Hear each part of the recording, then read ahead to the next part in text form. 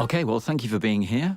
When we make these things, we always remember you don't have to be, so run about trying to make stuff as complex and pleasurable as possible for you, but welcome. So this is the Steve Jobs movie. Oh, we should talk about Arthur C. Clarke first. So this is something that wasn't in the original script, and Elliot Graham, our editor, found while we were editing. I just went in one day and he had this piece.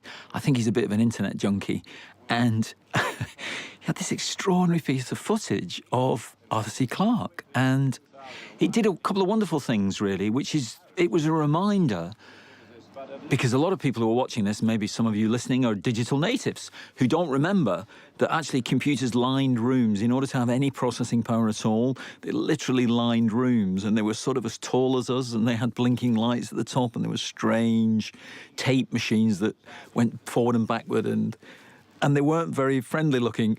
And that's a good reminder, considering the mission that Jobs is on, particularly at the beginning of the film. But it was also the idea that he wasn't the only visionary out there, because sometimes, apparently, you would think he was, certainly according by his own version, he was the only visionary there, and he was fighting literally everybody to push this through. But he was, as Woz says later on, he was standing on the shoulders of many giants, and this is one of the giants he was standing on the shoulders of. And of course, there is a reference to 2001, funnily enough, later on in the film, so it made sense like that. And this is a wonderful thing. It means we wanted to be stuck in cities, we better live out in the country or wherever we please. And this is our first auditorium in Cupertino, very close to Apple's headquarters.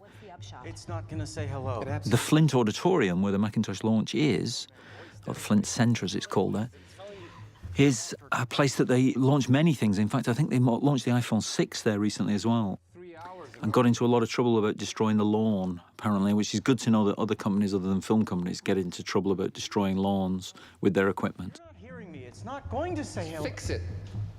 Fix it? Yeah. But this is the actual auditorium where they launched the Macintosh in 1984, so we were literally standing in the same footsteps.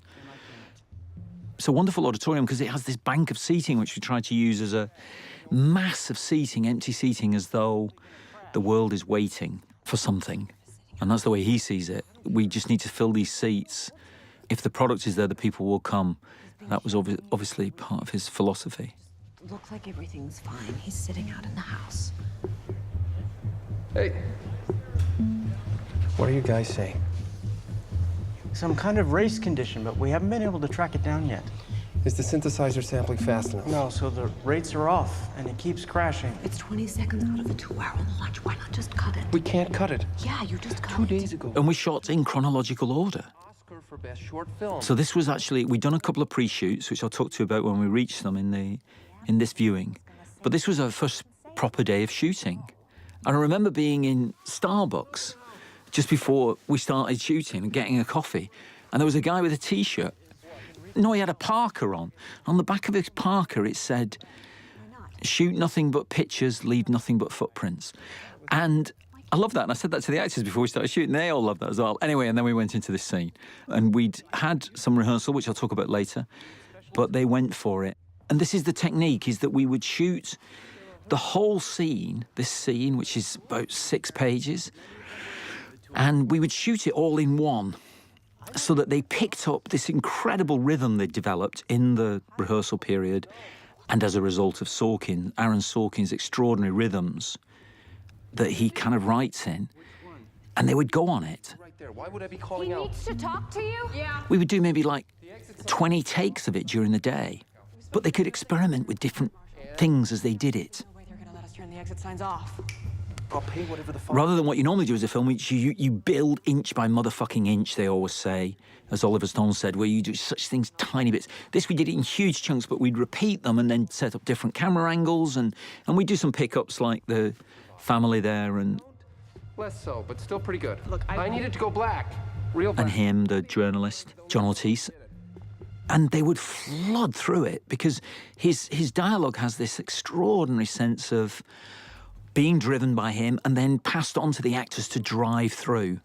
And in the hands here of Michael Fassbender and Kate Winslet, they drive it along.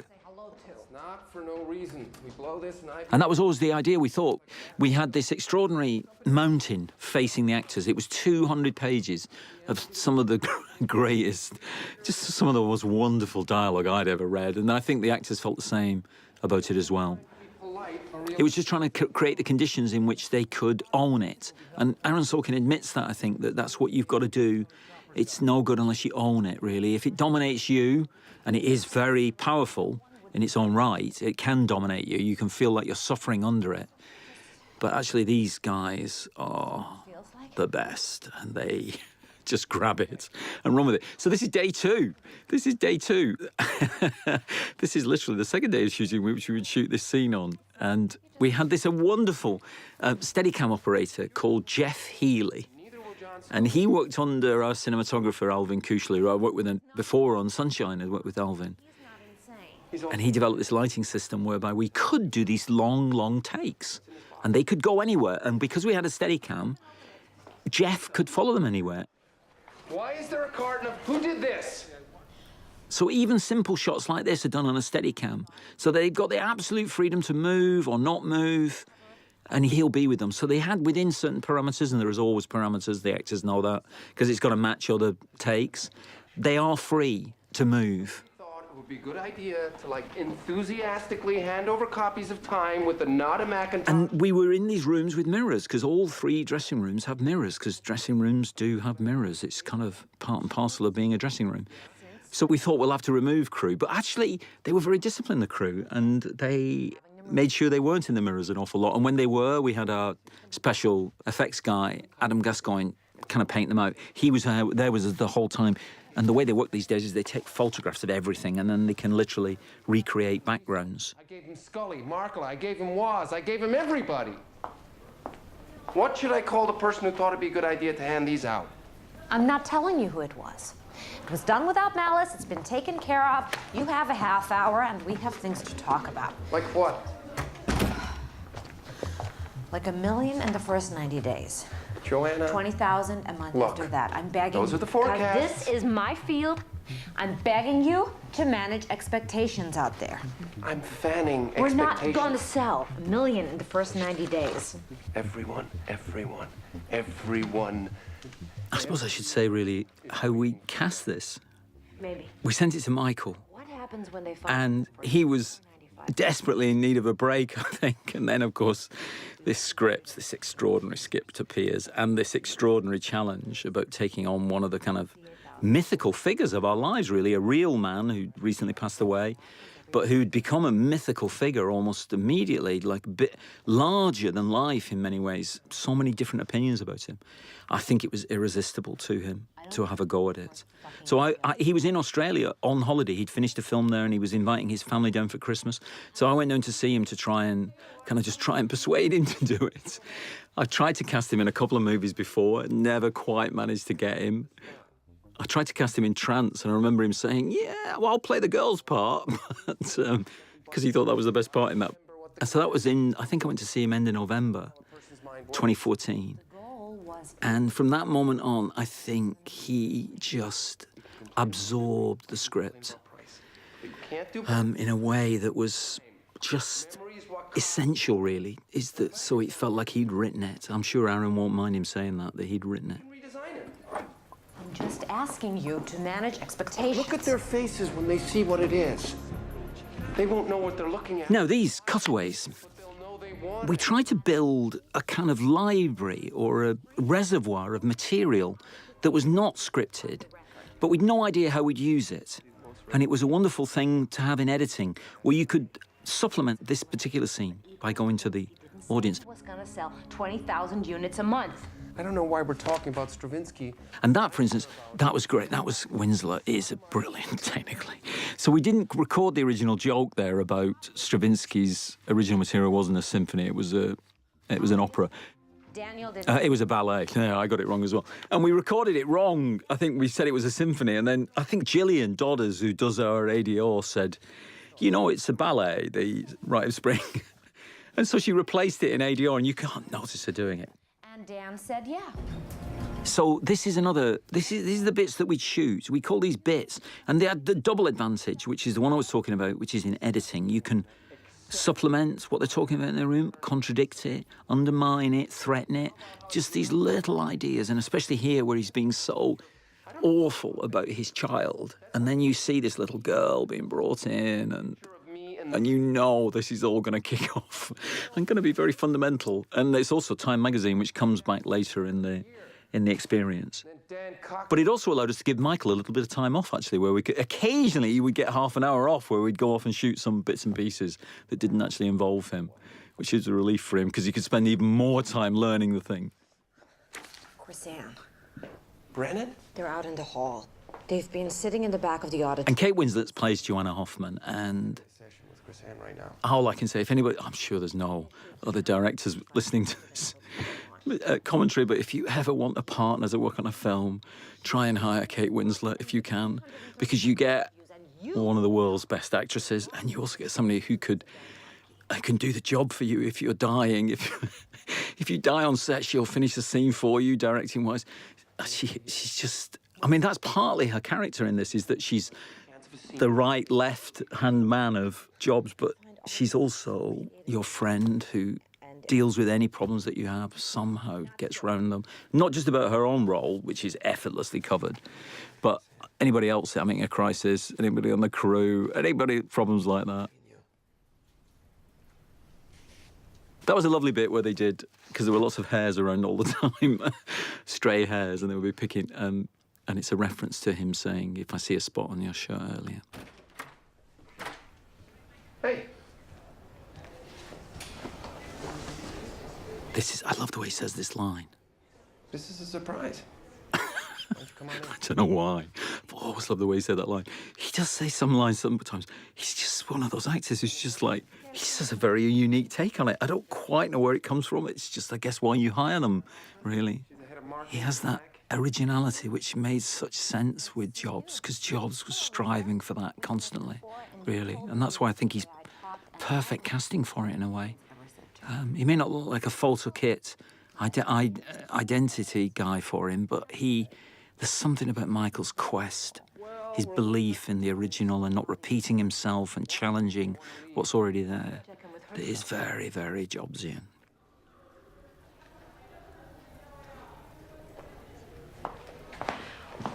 We're trying to get a computer to say hello, but right now it's being very shy. This young lady, Mackenzie Moss, was our first Lisa. We tried to cast 3 Lisas. We saw some wonderful girls. Francine Maisler, our casting director, set us up some wonderful girls to see. Do you know what a coincidence is? And we cast 3 with brown eyes, which Jobs had as well. But it was more, as always, it was more to do with their quality as an actor rather than the fact that they had brown eyes. But because they did, we decided to ask Michael to wear brown lenses, which is really one of the few things he did, which actually Jobs did have brown eyes rather than blue. Michael has very piercing, pale blue eyes. I liked it as well because it separated him from certainly my experience of him, which is, and Michael was worried about that it might reduce some of his connection, but I think he got to like them by the end. They're not that easy to wear every day and all times and everything like that, but actually these are champagne problems, of course, for, compared to what a lot of people have to do in their work life. But he started, he used them brilliantly in the end, and I don't think his power is to do with all of him. It's not to do with his blue eyes, or it's to do with his intelligence, the ferocity of his application to the work, and a kind of vision of the work himself, and all great actors have that, I think. They have a kind of idea of what they want to do, and they bring it to you, and then you try, especially in this, you try and create the space for them to work in, as best as possible. 28% of the male population of the United States could be the father. I wasn't saying you slept with 28% of American men. I was using an algorithm based on... It's funny, actually. One of the things that's been really interesting about releasing the film is that people want their central figure to be likable. And it's a real problem when you're dealing with a figure like Jobs, who's clearly, although he has these devotees, people who are absolutely devoted to him, there are so many people evidence that, how difficult and unlikable he could be. And I think Michael does a wonderful job of somehow managing to push. He does not pull back on the unlikability of the guy. His brutishness and his insistence on nothing standing in the way of this project, really. Hovel in Menlo Park. We can't pay the heating bills. She sleeps in a parka. Your daughter... She's not my daughter! Because, as reported by Time magazine, I've slept with 28% of the men in America. No. All of them. This is Catherine Waterston, Before who's I was born. I was always told I should work with. I used to work with a wonderful casting director at Fox called Donna Isaacs, and she said, "You've got to see this girl, Catherine Waterston." She was never available. She was always doing theatre in Manhattan. But we managed to get her to do this. And she plays the very difficult part of Chris Ann Brennan, who suffers the most, probably, from Steve's behaviour, or she certainly believes she does. We're there? Hey, Chris.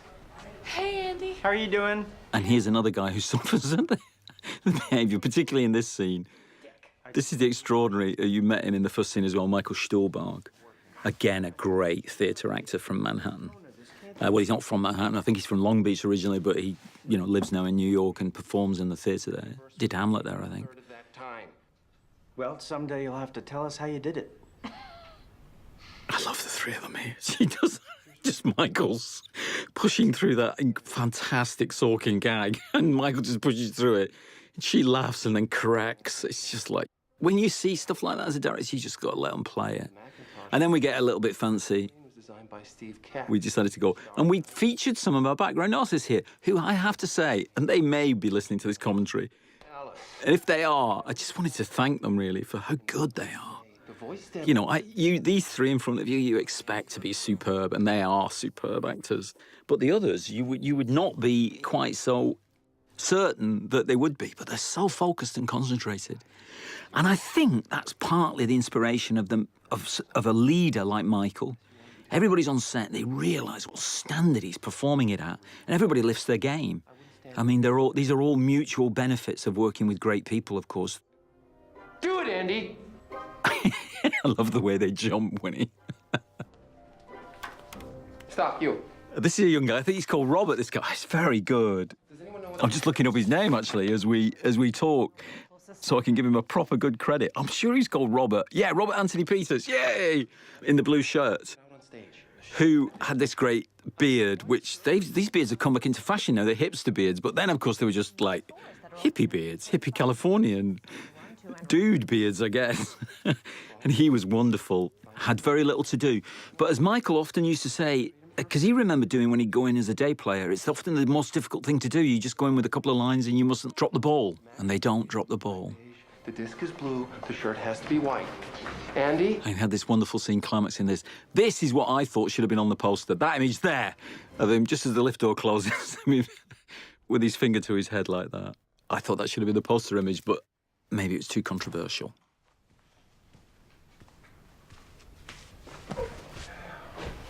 So this image here, this was something that Michael and I talked about, and we developed on the day, actually, and is a kind of like the idea of speaking through the computer seemed like just an obvious thing to do. So Michael wanted to lie down for a moment to variation, that's seeking variation, and then I thought, oh, if we set the shot up, it'll look like his head is the computer, which seems to make a lot of sense. And he'd just done the movie Frank, in which he wears Mr. Sidebottom's head. You can only understand that if you watch the film. I can't explain it. Lenny Abraham's film, actually, a very good script by Peter Vaughan and another guy's name I can't remember, apologies. Do you know what this is? It's a computer. It's a computer. Can I borrow your hand for a second? And this is a key scene, of course. It's a lovely scene, having seen how unpleasant he is about whether he's a father or not.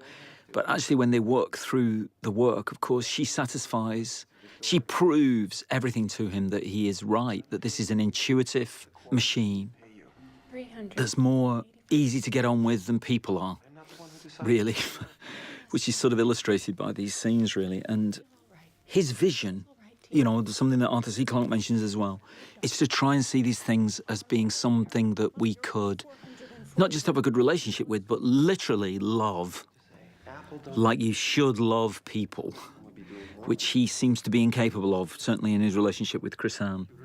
And he finds that easier to express through the machine, really. And he's right. We know, take them to bed with us.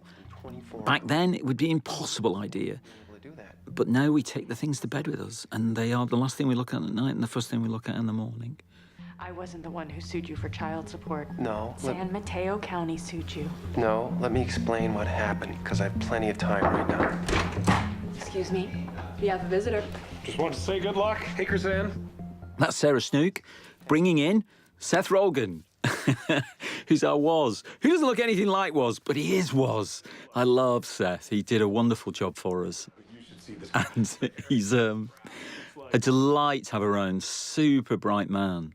And in a way, I mean, a genius. He probably doesn't get the credit he deserves because he's, this would be Woz's argument as well, the warmth of his personality. The great praise goes to the difficult ones, you know, the great excuses goes to the difficult ones, but the ones who are gregarious and generous and warm maybe don't get the credit, and that's what he's after, trying to get the credit for some other people, and it's not working. We'll come back to that in a minute. That. What? You asked me what people are going to do with it. They're going to do that. One of the engineers. So that was one of the little cutaways, which we just wanted to make it feel like the whole space was alive, really, and rather than just these extraordinary scenes in the dressing rooms, which is the original script. This brilliant script was all in the dressing rooms, literally, literally. And so we tried to break it up where we can without destroying Aaron's intention, which is a kind of real-time 40 minutes before he walks out on stage. Now type your name. We had a wonderful designer, Guy Hendricks Dias, and we got some drawings done by I think they're cousins of his or friends of his children, to do some drawings. So Mackenzie, sadly, I have to reveal, Mackenzie didn't actually make this drawing, but somebody her age did. We got to just work on the Mac Paint and actually draw something with it. And then we selected the one we wanted, the one we thought would be most memorable for reasons that we'll come to later. And then, Put some money in your account. And then obviously Mackenzie takes the credit for it.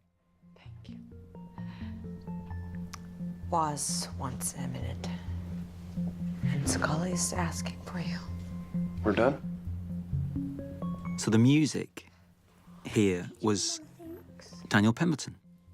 And he's a lovely composer. And he did this extraordinary job for us because he composed all the music before we started, even shooting, which was the idea. And we had this idea of 3 different scores. And this act was very much early computer music, and he used a computer called a CS80 or sampler, or I don't know what it is. Anyway, he tells me it's Vangelis, what Vangelis used at the time, and you know, it's very authentic, very difficult to use now because it's not that, you can't repeat stuff on it, and it's not programmable in the way the stuff is now, but it gives you a very special sound which feels like early days. I have to tell you here, because he will want you to tell you, that Michael Fassbender learned how to do a bow tie. Because I said to him, listen, Michael, I promise I won't cut away while you're doing it. I'll promise I'll show the whole of the bow tie being made the whole way. It didn't quite manage to do that because we cut away, as you do. But he does that for real. It's not that easy to do, actually. I watched him practicing it. But, of course, he got it down so that he could do it absolutely perfectly. And I don't know how he does it, actually. He remembers the stuff he remembers like that. And then he also has to remember to be totally relaxed at the same time while he's doing it, you know, while he's acting. And he somehow manages that. Scold me for not being a better father to a kid who's not my kid. The test said I don't care what the test said. I don't care test? about 94. Our costume designer, Sutrat Lalab, the idea, Joanna Hoffman was a really extraordinary dresser. And this will mean something to the Brits listening. Her look is based on the real Joanna Hoffman, but also on the 2 girls from Human League who used to stand beside Phil Oakley and were so desirable and strange outfits they used to wear. And this is very, very like one of the kind of outfits they would wear. That was Sutrat's kind of inspiration for it. $20,000 a month after that. So maybe you could give me a break, Miss Hoffman? And this was a key moment for us, which is that we filmed in the lift, because originally this scene with Woz, I think, was inside. Was just walking around the corridors inside, and we moved it outside for daylight reasons, which we'll come to. But so we then thought we'd put him in the lift, and then we thought we'll take a break. from the language, from the vocab, and we just give you 40 seconds of him in the lab, in the lift. Obviously, the boxes are a nice gag, continuous gag. It allows us to cut back to the servitude of Joanna, which she refers to later, that she is just supporting him. And then Elliot, our editor, put in this brilliant image of them doing the Mexican wave, which we filmed with the crowd. I'll talk about the crowd days, actually. We had these extraordinary days with the crowds. And we just filmed stuff with them that we thought, well, we might find a use for it. Literally, you know. And you build a menu, a reservoir of material that you can use. Designer, very proud of those machines. Those are the original 80s chocolate bar machines. Thought I should mention them. Was upset and angry and down, and do you know why? Because the Apple II wasn't mentioned even. There are some dodgy, not 1984-looking cars in the deep, deep background there because we couldn't afford to close that road, so we try and put a few nearer by. Make a big deal out of this. But we went outside partly because we thought it'd be wonderful just to see daylight, just as a refresher, so it doesn't feel quite so in a box. And also, Steve loved walking. He loved discussing things on the walk, on the move. He was known for that. Many people testify to that. A lot of it's in, you can read it in Walter Isaacson's book, which Aaron had freely adapted, really, for the screenplay here. Do you concede the slots are the reason for the success We of can't the Apple possibly II? still be talking about I the have slots, a man. point. It's The been 8 7 slots years. on the Apple And the two of them go. And then we intercut with, and this is extraordinary, we started in the garage, and this is Steve's childhood home. And this is what we call the Bethlehem of the modern digital age. This is where they built the early computers. That is literally the garage. And we were helped by John Chovanec, who's actually Steve's stepbrother, and his mother, Marilyn Jobs, who lives there still. A lovely woman. There's a lot of people come already to take photographs. There's lots of tourists outside, and I think one day they will turn it into a museum because it is, as I said, it's the starting point of the second industrial revolution, really, this simple suburban garage, or garage, as they say. The slots are what allow the Apple II to run. For just one example, VisiCalc, which for my guess single-handedly sold between 200,000 and 300,000 machines. They want slots. They don't get a vote. When Dylan wrote Shelter from the Storm, he didn't... And this was the first thing we shot. Chronologically, we did shoot in chronological order. This is the first thing we shot. When Michael had a real beard that he'd grown. A printer and a modem, 2 slots. And then we de-bearded them a bit for this stuff which it's intercut with. 7-year-old product at the Mac launch. Computers aren't paintings. Fuck you. So that was an amazing night, actually, beginning. Everybody was very nervous getting going, but your nerves are sort of taken away by the fact that you're in a sacred place, really. And big thanks to John and Marilyn for letting us use the real garage. That was garage. I've started saying it like American, actually, because I lived in San Francisco for 6 months while we made it. And you do pick up these bad habits.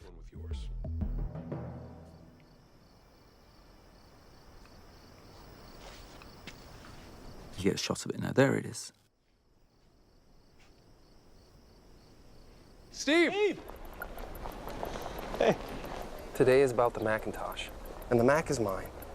I give you that.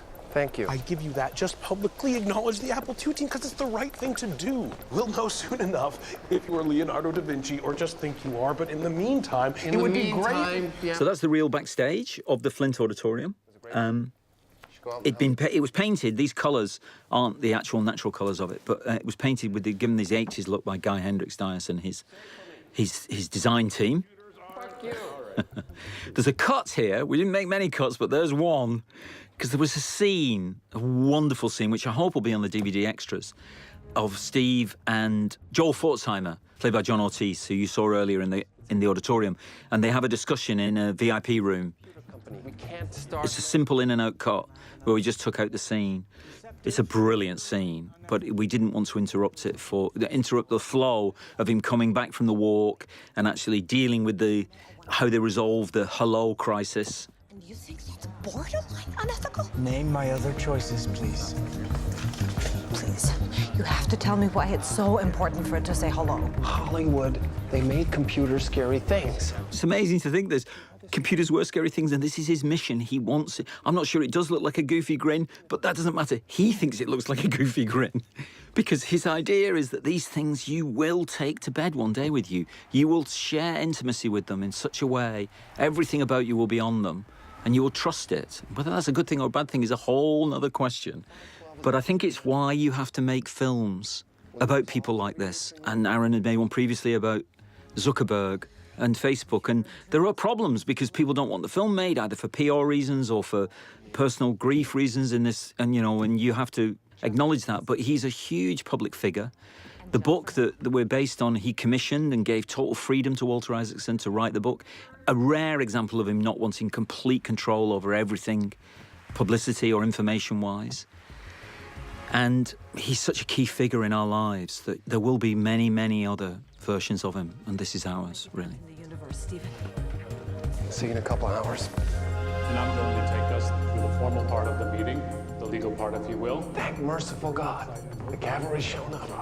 Because I hear you've been worse than usual this morning. I didn't think that. So we did a little pickup of that because it has a significance which deserves its own close-up. The significance of the 55-mile goal comes later, but it deserved its own close-up because of that. Margot. Is it my imagination, or you started to dress? And we have Jeff Daniels playing John Scully. It was a bad idea to have Markle open with quarterly reports. Jeff, of course, had worked on Aaron Sorkin's TV show. And it's Scott Rudin's TV show as well. Scott Rudin, who's one of the producers on the film, and did a lot of the work in setting the film up with and adapting the book with, I think he did a lot of literary work, whereas the producer I work with is Christian Coulson, and we made the film together. And the other producers, there are two other producers on the film, and Scott, and they, Mark Gordon and Guyman Cassidy, and they were very great. They just left us, Christian and I, to get on and make the film in San Francisco, which is what we duly did, or tried to do. The board. Oh, the board. The board's behind you. Only because you see to it they are. Well, I think it's a good board, but if... So Jeff had worked on Newsroom, and played the lead in that, so he knew what Michael was going through in terms of every day having this huge chunk of material, dazzling, brilliant material, so dazzling that you could easily disappear under it. Every day you have to get on top of it and drive it like you've written the thing. And it was great having Jeff come on board because he'd be able to sympathise and advise occasionally about how you deal with it, because he deals with it brilliantly.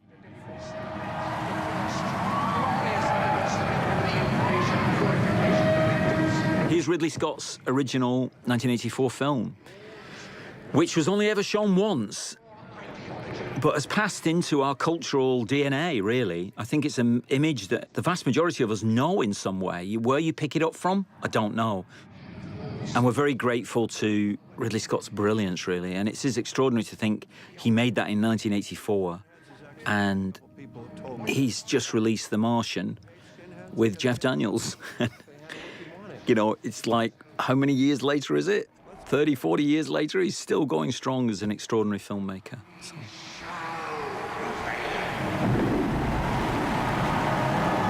On January 24th, Apple Computer will introduce Macintosh.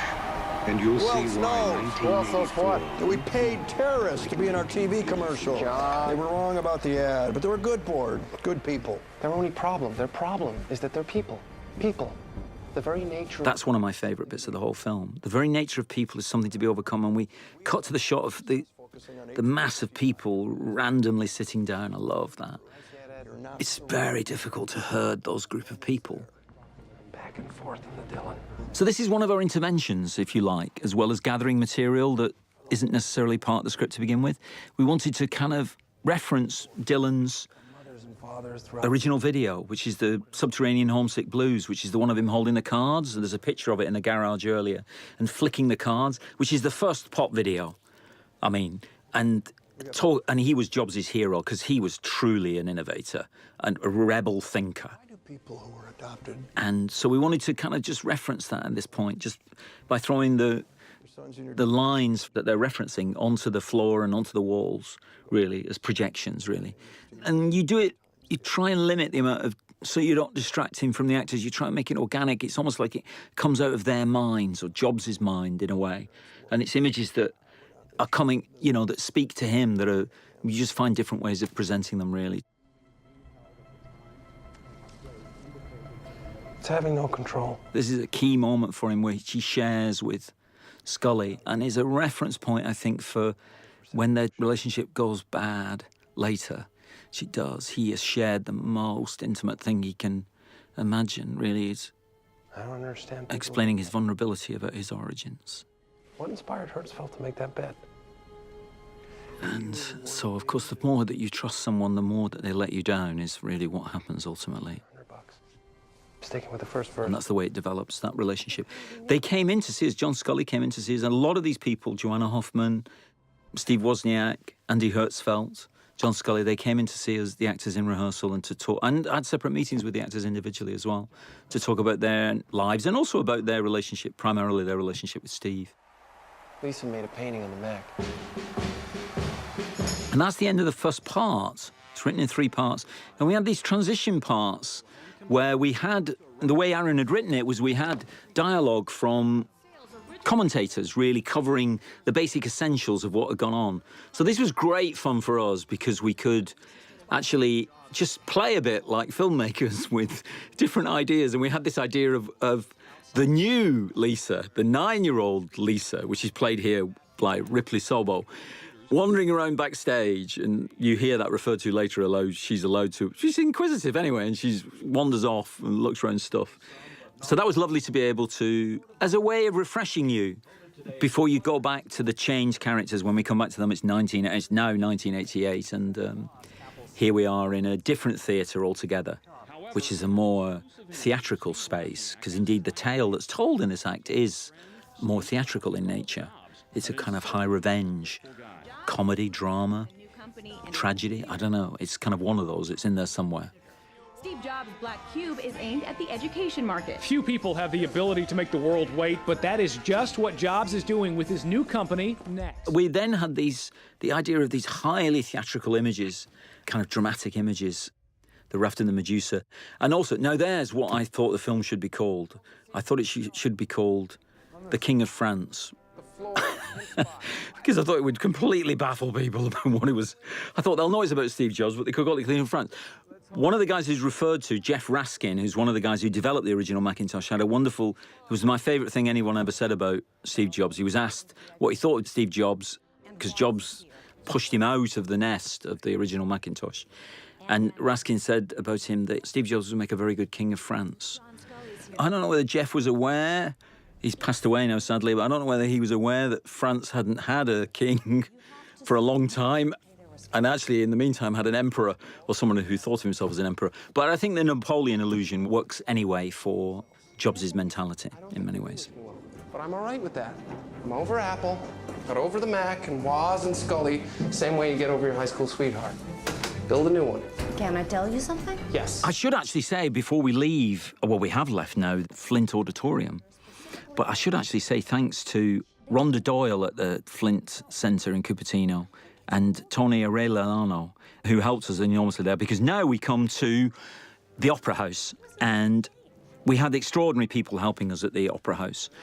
The chief guy was a guy called John Colden, who just made everything possible for him, and bless you, John, thank you so much. And there was another John Boatwright and Maria Mendoza, who helped us, and the San Francisco Ballet executives, Chris Dennis and Deborah Bernard, also helped us, and it was very difficult to...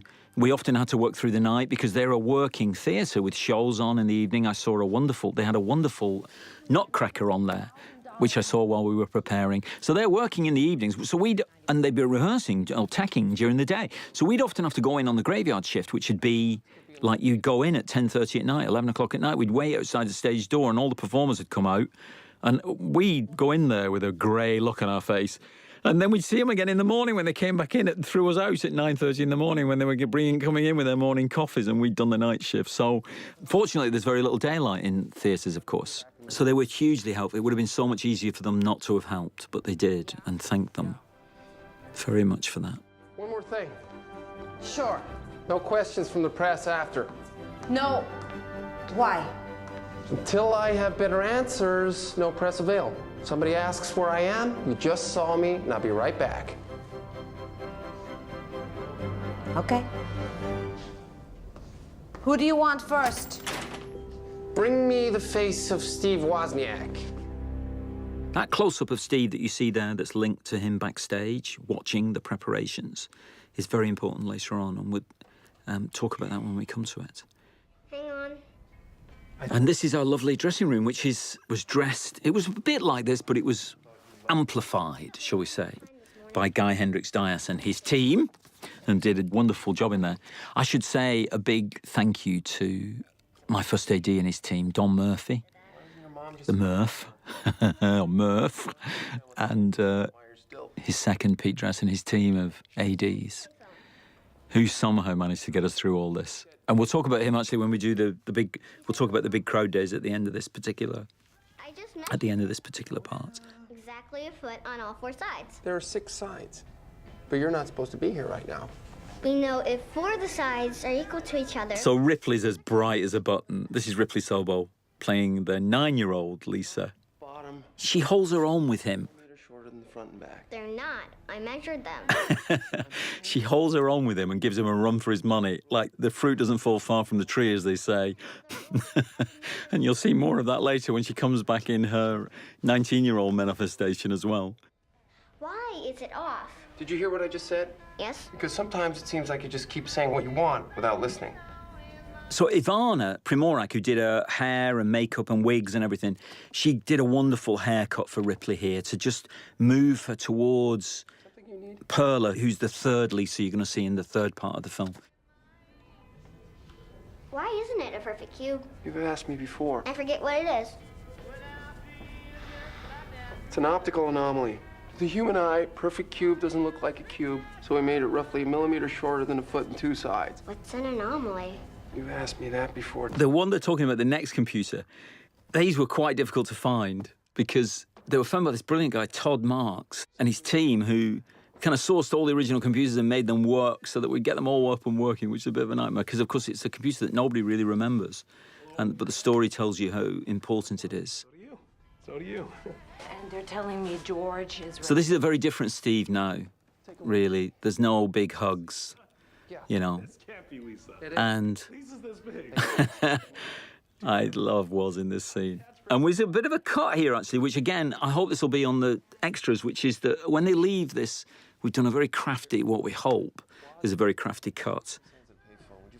Because there was a long sequence where he walked up to the stage and we saw him on stage presenting the machinery, which this particular piece was the first part of. It becomes the introduction to what the other scene was actually about, although they spent a lot of time walking around backstage, but they were actually talking about what they're going to get to here, which is when they walk into the orchestra pit, and the knowledge that things have been said in public by Woz, who he still regards, even though they've been estranged, he still regards as his friend, as his closest friend, I think, really. Well, the two of them started Apple together, and that bond is so important to Steve that anybody who crosses it or interferes with it, God help them, as we'll find out later with Scully. I once met Seiji Ozawa at Tanglewood. Thunderous conductor. Godly artfulness and nuance. And I asked him what exactly a conductor does that a metronome can't. Surprisingly, He didn't beat the living shit out of you? That's right. No, he said the musician... So I remember this was an all-nighter. There were scenes like this which were done all night. When Seth delivers a bravura performance here. And when you know it was like... it was 4:30 in the morning by the time he was doing it. It's like... It's a big credit to him. And to Canada generally. Great people it clearly produces. The company left me. I begged you. I begged you. The Apple II accounted for 70% of the revenue. What do you think was going to happen? You didn't care enough about the Apple II or the Lisa. Let's be really clear. I didn't care at all about the Apple II or the Lisa. Seth had a great relationship with Woz, actually. I think they went to the Magic Castle together and they hung out together. Woz came in and we had a meal with Woz, and and he's interested in magic now. People must talk to him so endlessly about the computer. And like Einstein, of course, all his great work was done when he was a young man, because that's the world, that's what that world is like, I'm afraid, the mathematics world and the engineering world. And he had one of these watches on, and you can see Aaron got this scene, or from the internet, because you can see Woz just do this and it is wonderful watching him illustrate it. And then, of course, Aaron, a great comic writer, tweaks it beautifully for comic effect. And then they play it both for comic effect nicely. They both know how to play a gag. Well, obviously, Seth is a comic genius, but Michael is a fine comic actor as well. You don't see that very much. He got a little sense of it. I call it the Cary Grant in him. He's got a bit of the touch of the Cary Grant in him, I think, that only Quentin Tarantino has used, I think, in Inglourious Basterds. But he definitely has a touch of that in him. He knows how to set up a joke. Him and Winslet together are great at setting up jokes for other people. And then for themselves, of course, quid pro quo. From you. You give out the past.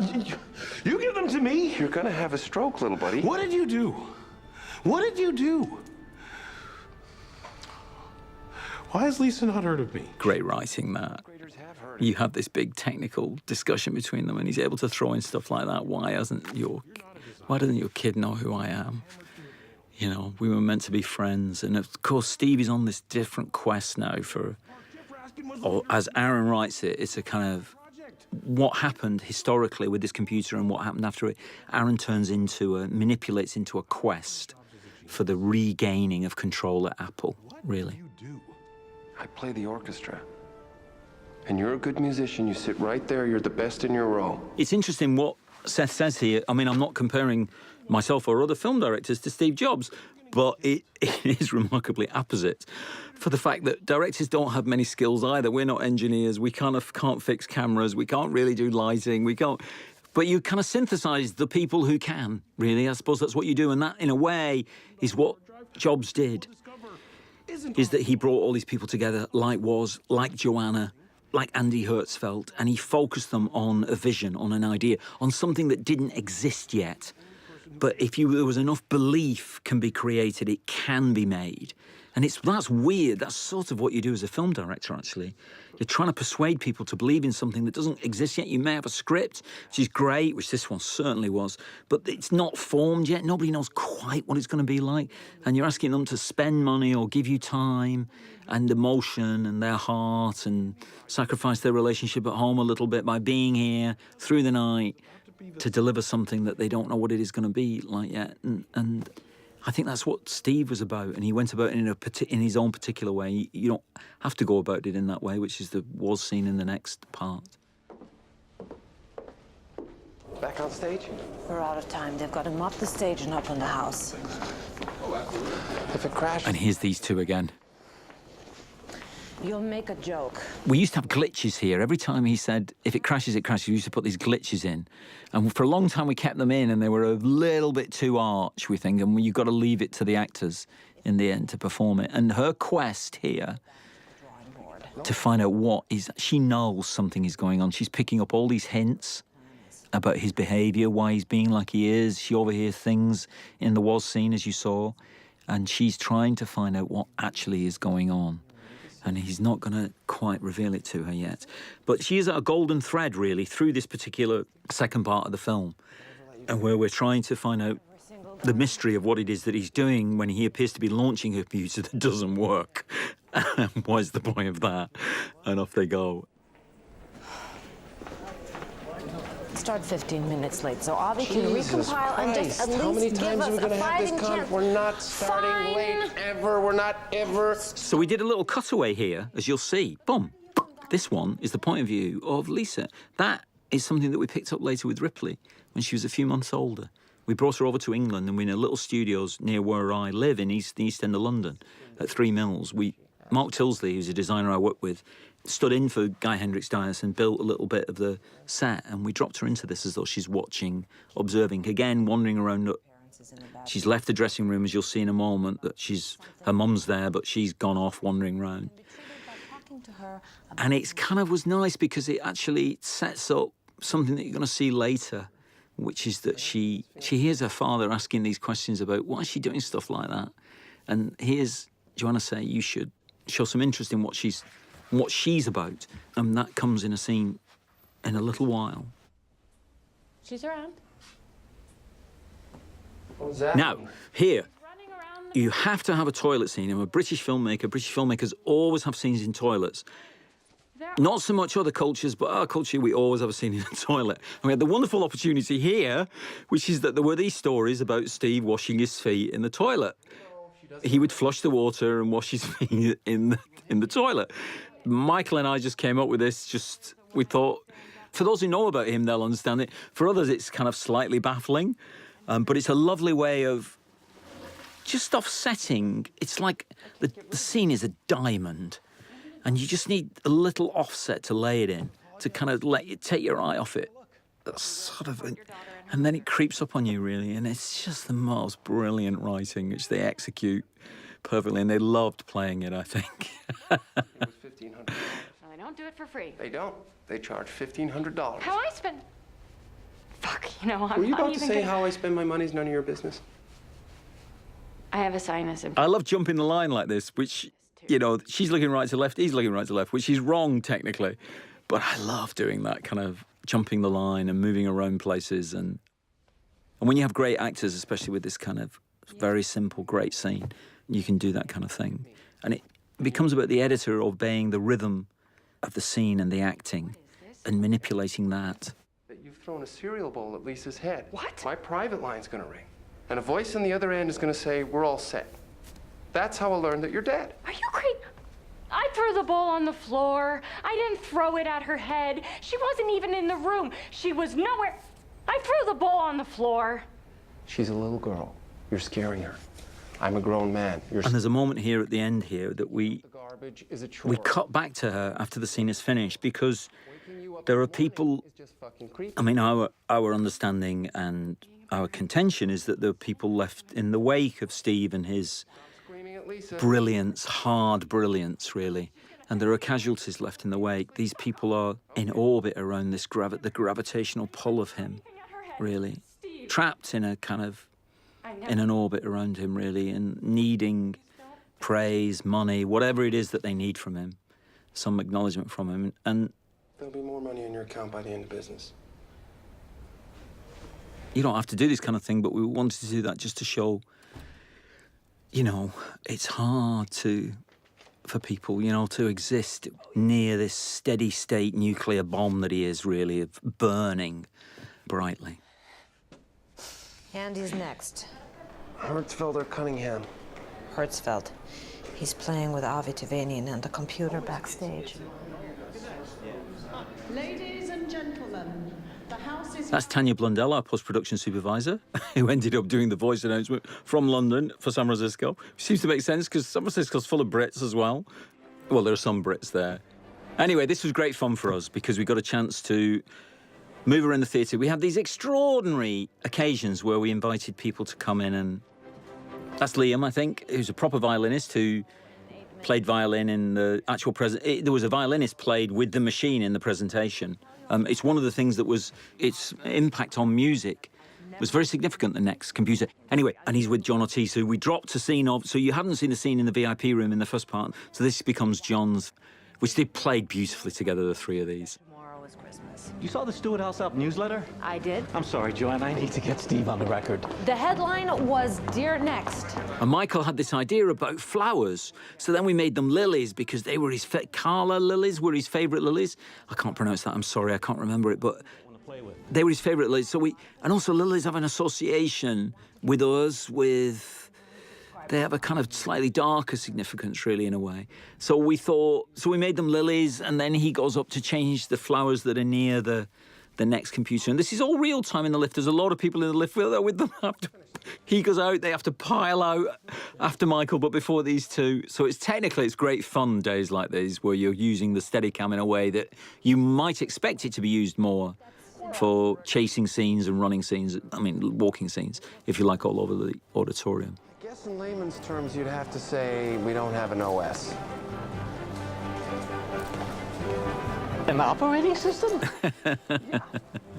There's a mistake here on continuity, which Kate always points out to us, which is she takes her folder off that balcony twice. She is extraordinary, the things she notices. She would give me notes about stuff like that. She'd come in and watch the screening and be in tears at the end of it and then say, well, there was a mistake on the continuity there like that. Like I said, she's an amazing partner to have on a film. All this computer knows how to do right now is demonstrate itself. It was very difficult to get these next computers, really, because there's not that many of them left around, and they're in quite bad condition, those that they are. That one had to be repaired by CG, actually. They had to end up repairing that. Share proprietary knowledge with that man. It's not a problem. So we had this extraordinary sound woman called Lisa Pinero and her team, because it's the things you notice, which is, oh, how they managed to move all around this theatre and light it, you know, Alvin Kushner's brilliant lighting and stuff like that. He had a guy called Len, who was his kind of gaffer, kind of like lighting everything, and just did an extraordinary job. But Lisa, who's the recording of the dialogue, this dialogue is very, very difficult to record because you need to record all of them all the time because they're overlapping constantly. They don't want to, you cannot, with the Sorkin rhythm, you can't put it together in editing. You have to let the actors play the overlaps together. And she recorded. And when you're moving around a theatre like this, there's always black spots where you can't pick up reception and things like that. Technically, it's a brilliant job she did for us. A lot of people did a brilliant job for us. She did a brilliant job with an absolute minimum of fuss. So hats off to Lisa Pinero. Yeah. Fantastic burn. You need to go to your seat. No, how about Lisa getting into a school for gifted kids? Yeah, she was tested and it turns out she can fly. And seriously, it's a big deal. I know it's a big deal. That's why I built the school of building. Well, I'm sure that's not why she got in. Really?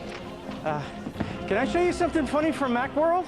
I love the lighting backstage here, the blues and the reds. Can't think of anything I have to do right now. It'll make you feel good. Joanna, look at this. Oh, Andy. And they were wonderful the way they played all this stuff together, really. As he goes looking for his daughter, he's trying to work out where she is, really. Press release about Apple buying Next for your OS. He imagines a near future where Apple needs your OS and has to buy Next, and you come back as CEO. He has Gates saying there would now be more innovations from Jobs that might... And that's the real article, which somebody on the design team found for us. It's actually got a very confusing back, but actually that is the article that is being referred to. Still, something to talk about in the interview. It's lovely when you get the... I mean, that's the thing about being in San Francisco, of course. You can meet all the people who made this equipment and who actually lived through things like this, and they'd often have memorabilia, you know, that they kept as a memento, and they would give it us to use. You know, they come in and tell us their Steve stories, of which there are endless stories. Excuse me? Some wonderful, some not so wonderful. You can't shout.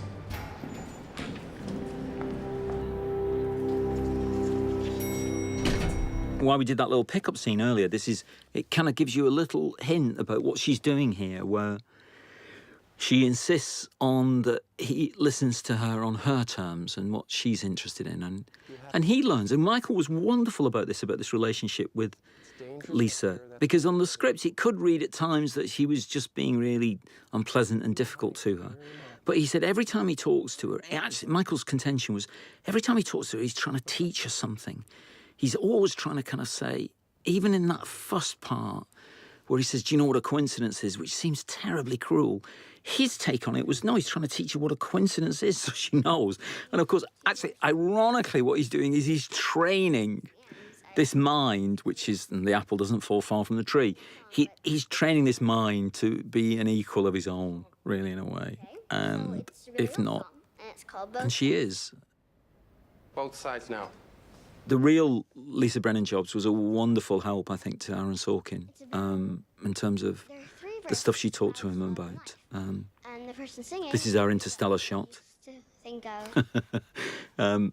It was a wonderful theatre, being upstairs in that theatre. It was wonderful. One way, yeah, but now they look at them another way, and... That's normally all blocked off now because of health and safety, so you can't fall through those railings. But we managed to persuade them to take them off so that we could see the glories underneath them there like that. But Lisa Brennan Jobs was a wonderful help, and I was very fortunate to meet her briefly before we began filming. And it's very difficult for her because of her loyalty to her father and to her mother. And I hope when she sees the film that it feels like it's captured something of what her relationship with her father may have been. And certainly the end of the film is very much about her, but I'll talk about that when we get to it. You're committing a crime. I'm not gonna miss anything important. How do you know? I read ahead. The Pilgrims make it to the New World. And then the Declaration of Independence. Yeah, you skipped a couple of centuries. Steve, Chris Ann's out there.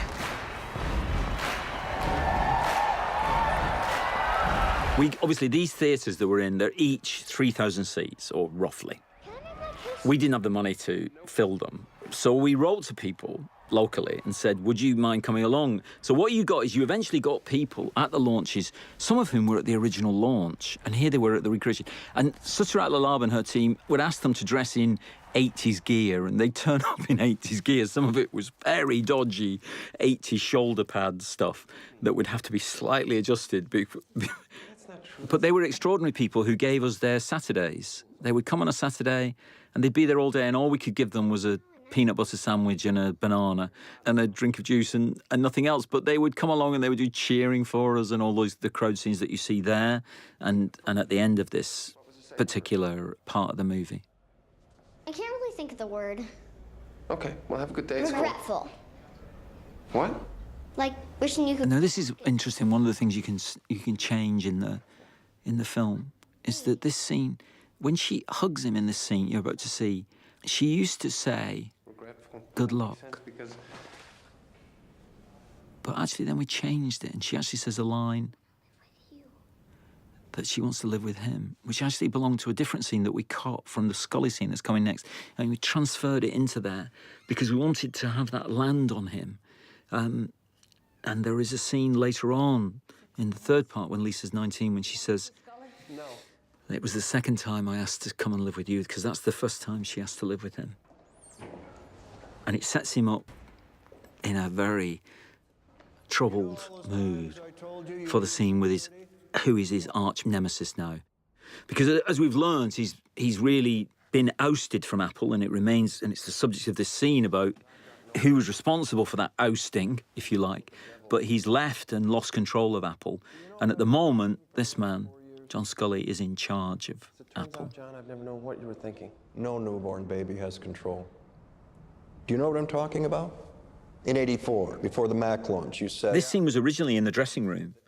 And I remember when I was wandering around the theatres, so what I do before any location is I try and spend a lot of time there, just wandering around, meeting the cleaners, all the stuff because you get stuff from them that's like, and they cleared this, put all the chairs up on the tables because they were waxing the floor. And I thought, we'll do it like that. And I said to the actors, if you want, we didn't actually do this in the end, and probably a good job we didn't, but I said to them, if you want, you could use the chairs and start hitting each other over the head with them, because it's that kind of combat scene. It's like a combat scene intercut with this much more moody material in one of Jobs' original houses. I like the ad very much. You did? You know I did. Now please You're answer lying my son question. of a bitch. You tried to kill it. It's time to take a hard look at the Mac. It's past time. It's overpriced. And so the cutbacks that you see to this house here, so this is Chris Bow, our location manager, who found Jobs' original Los Gatos house, really, which is where you see the Tiffany lamp. There's a famous photograph of him. And we have to thank Carl and Carol Bernstein, because they've lived there since they bought the place from Steve Jobs in 1985. And honestly, I'm just asking because I'm curious. they don't. You said among other things. It isn't commonly known on the internet, or the self-cleaning oven of the internet. It isn't commonly known that that's his house, because they keep it quiet because they don't want tourists coming around the whole place. But Chris Bow, our location manager, did a bit of detective work, and he worked it out from various bits of information, like matching the windows outside from the photograph inside. There's a famous photograph of him.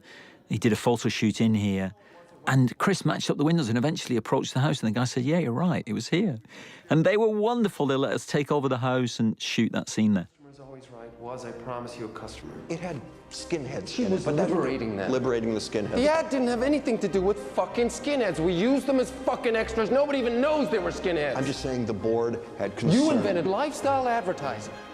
And our brand was my brand. My job is to make a recommendation to the board. We showed a lot of happy... So this, for me, this is an extraordinary, the two of them going at it. Two great actors. Jeff Daniels, who knows how to somehow he just knows the interior of Aaron Sorkin's dialogue and why he is using it in the way that he's using it. So he knows when to drive and when to ease back, when to float. And Michael, this for me is a huge turning point. For Michael, he begins to possess the character in a way that he begins to take possession of the character, which is just like painful, personal, and beyond, for me, beyond the kind of critical levels of, well, is it an impersonation? Are you actually playing him or not? He's playing this person who, his own emotional geography is so complex. Try very hard to sell the last spot, I wouldn't be unhappy. The suffering that he goes through and learning that he is losing his vision, which is what's happening in this scene, as he tries to cling hold of it. And it's desperate. It's a kind of desperate anger. It's vicious, but it's desperate and not strong in a way. And the board represents the shareholders. That's how it works. And then he takes into this scene, into a cold fury at this man. And he is waiting to unleash it on him. And the desperation then is Scully, who senses that he will be crushed by the cold fury of this man's revenge, really, against him. It's probably not true. It doesn't really matter. I mean, it matters to John Scully and it matters to Steve Jobs, God bless him if he was here.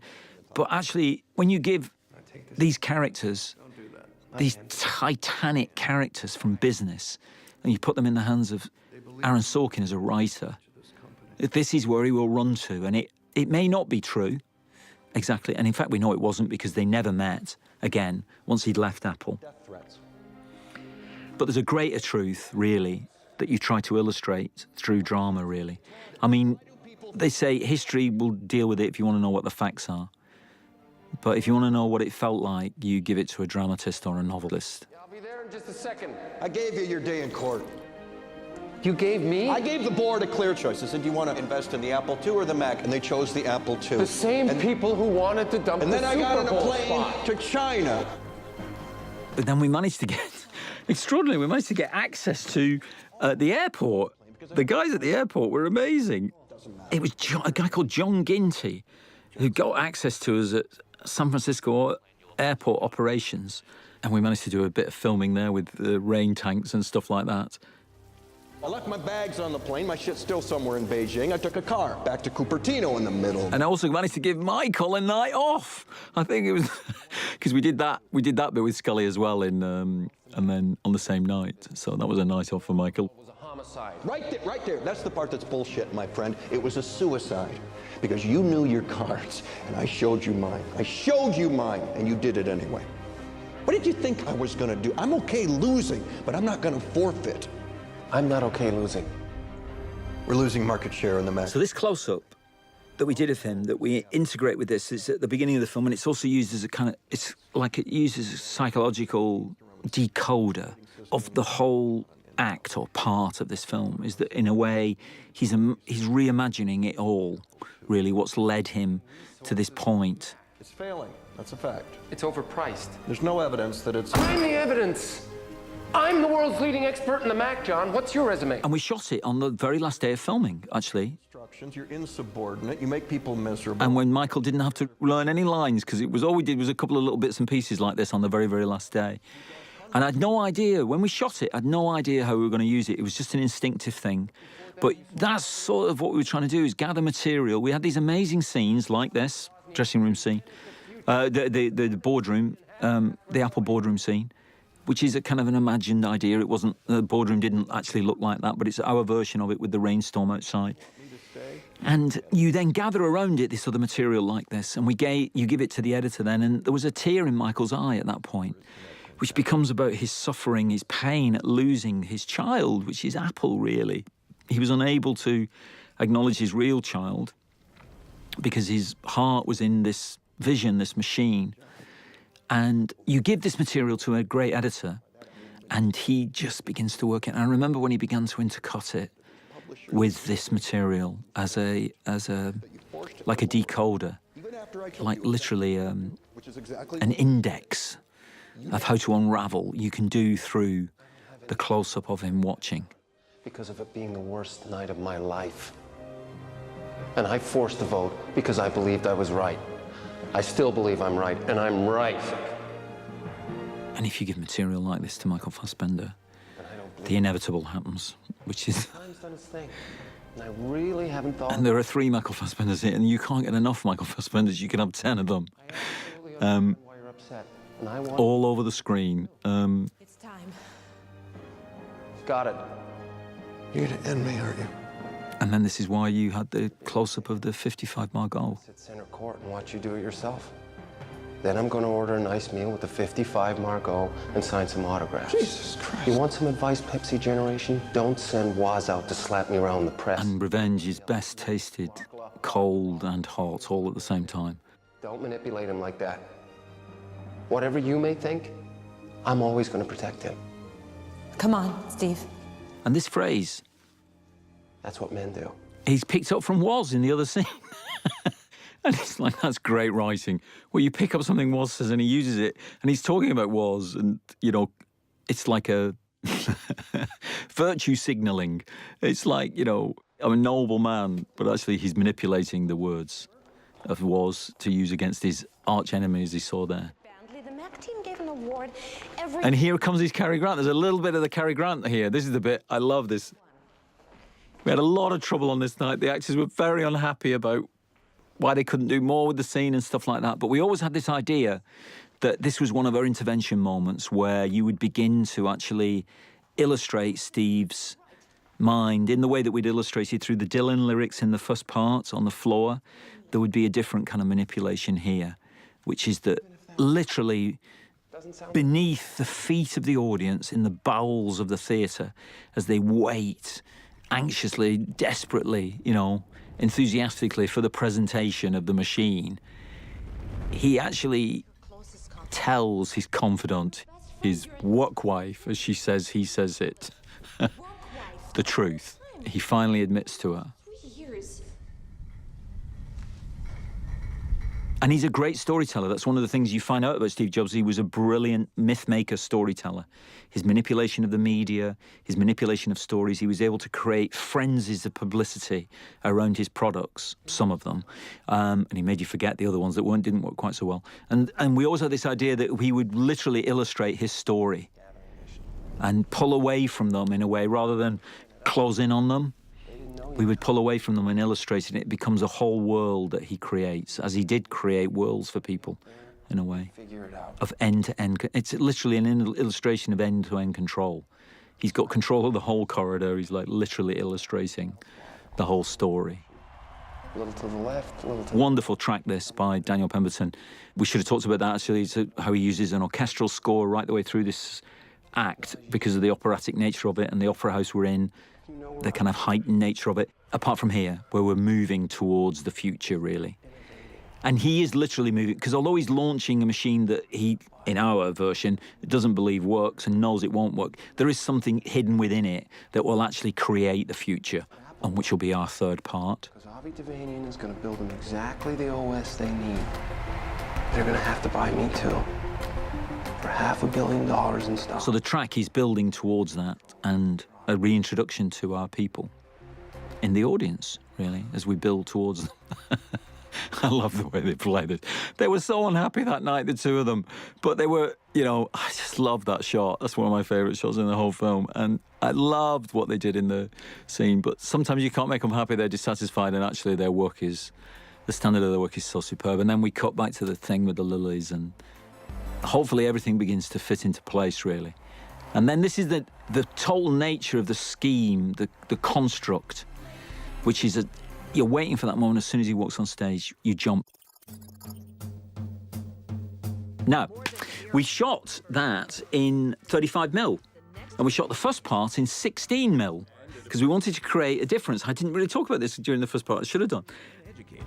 And it was to try and give a feeling in the first part of it being homemade, early days, and the grittiness of you know, and the lack of sharpness of the 16mm certainly does that. Then you move on to 35 for the big operatic act, and now we move on to high definition. 500 people. Apple is continuing to lose market share with no new innovations in the pipeline. And although what they're illustrating is some of the problems that there are with the industry at the time, and certainly Scully's being thrown out of it because his innovation, the Newton, didn't work, as wonderfully illustrated by The Simpsons. And our editing team in San Francisco found this Simpsons footage. I couldn't believe it. They knew it was in The Simpsons. The Simpsons had covered everything. Today, Apple has only 3.2%. That's it. John Scully has been fired from Apple. And what about this internet thing? Do you know anything about that? It is the big new thing. Rumors are flying around Apple Computer once again over who will take over the helm. In the news at this hour are We had this idea of it moving, everything's moving towards the one point, which is the eye of the iMac. Guess what?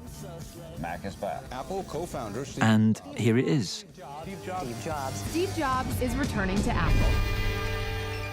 That was another thing I wanted to call. Well, it was Christian Coulson's idea, actually, what we wanted to call the film. We wanted to call it I at one point.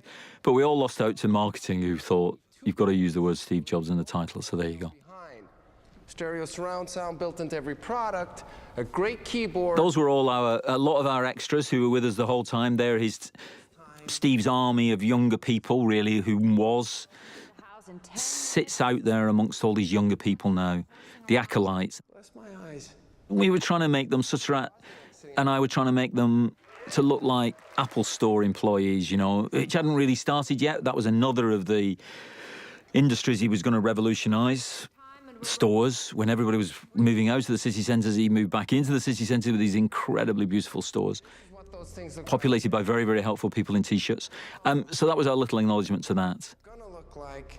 And this is the only real bit of presentation that you get, is his kind of rehearsal run-through here of the iMac and everything. We wanted everything to come to this point because in terms of, this is literally where everything changed, this computer, I think. When you look back at it with a bit of historical perspective, it was a huge success for him, as you'll see in the scene with Joanna shortly. But it was the point at which the internet came into everyone's home.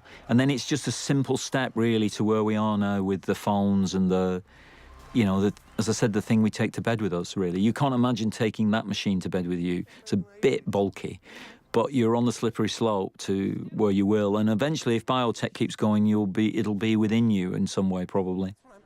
Or permanently attached, anyway. We're off. Full blackout. You did it. We wired all the exit lights to our board. So Sarah Snook comes back, who was featured in the first scene, and she's finally managed to get exit signs turned off. Anybody who's worked in the theatre knows it's a nightmare getting exit signs turned off. You literally cannot. It is illegal doing that. I'll show them to you later. I'll take him now. I'm sorry.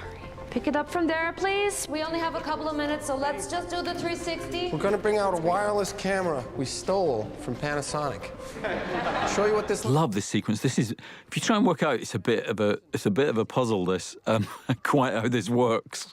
If you try and work out exactly what's going on, but it's operated by, that's Jeff Healy, our Steadicam operator. Here, CD-ROM drive. And we're using the original equipment. It's actually the original iMac, but also the camera that he says we stole from Panasonic is also period-specific camera as well, and projecting live through that guy I was telling you about, Todd Marks' genius, allows it to be projected live. Hold it. The answer was the internet. Joanna? Yeah. Just stand in front of me. I want to look at these quotes, but I don't want Joel to know. They're all great. So San Francisco, this is the Symphony Hall. Now, in fact, this is actually the hall where the next computer was launched, in reality. But we changed it, and we put in the Opera House because of the theatricality of that second part. And then we wanted to use this space because it has, at the time, late 90s, it was futuristic. And in many ways, it helped us enormously because it has the clean lines and the kind of, especially those roof panels, the acoustic panels that you saw there briefly. They looked like the inside of an iPod to us. And I remember talking with Guy Hendricks Dias, the designer, and we talk about actually that we wanted to then design his dressing room. And his dressing room in this particular part was based on a dressing room in the Symphony Hall, but we built it in a studio. And we used it, the roof of it, to be a mini version of those acoustic panels. So they felt like the inside of his head or the inside of one of his machines, really. Scully. The only difference between the inside of his head and the inside of one of his machines are the people like Joanna, who he has scenes like this with, really. Who he says, why haven't we ever slept together? That was a story that Joanna Hoffman actually told Kate while Kate was doing her research with her, and she brought that story in to Aaron and said, Aaron, you've got to change this, you've got to have this scene in it. Of course, Aaron has a reputation as being quite a difficult writer to work with. Actually, he was tremendously flexible, constantly, I mean, I think because he knew these were great actors, constantly happy to adjust for the actors, you know, once they'd said what they thought, and he'd make some lovely changes if we needed them at all to make the project work. He comes from the theatre and he has that collaborative thing that you get in the theatres. The only thing Apple's providing now is leadership and colors. Don't worry about it. What does Bill Gates have against me? I don't know. You're both out of your minds. Listen to me.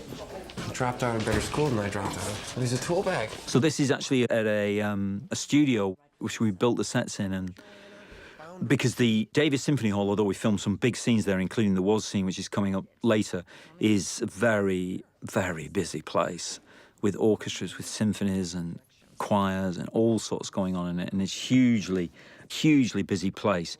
But they were enormously helpful to us still working there, and particularly the San Francisco Symphony executive Andrew Dubovsky and Jim Jacobs, who runs the stage staff and the hall, really.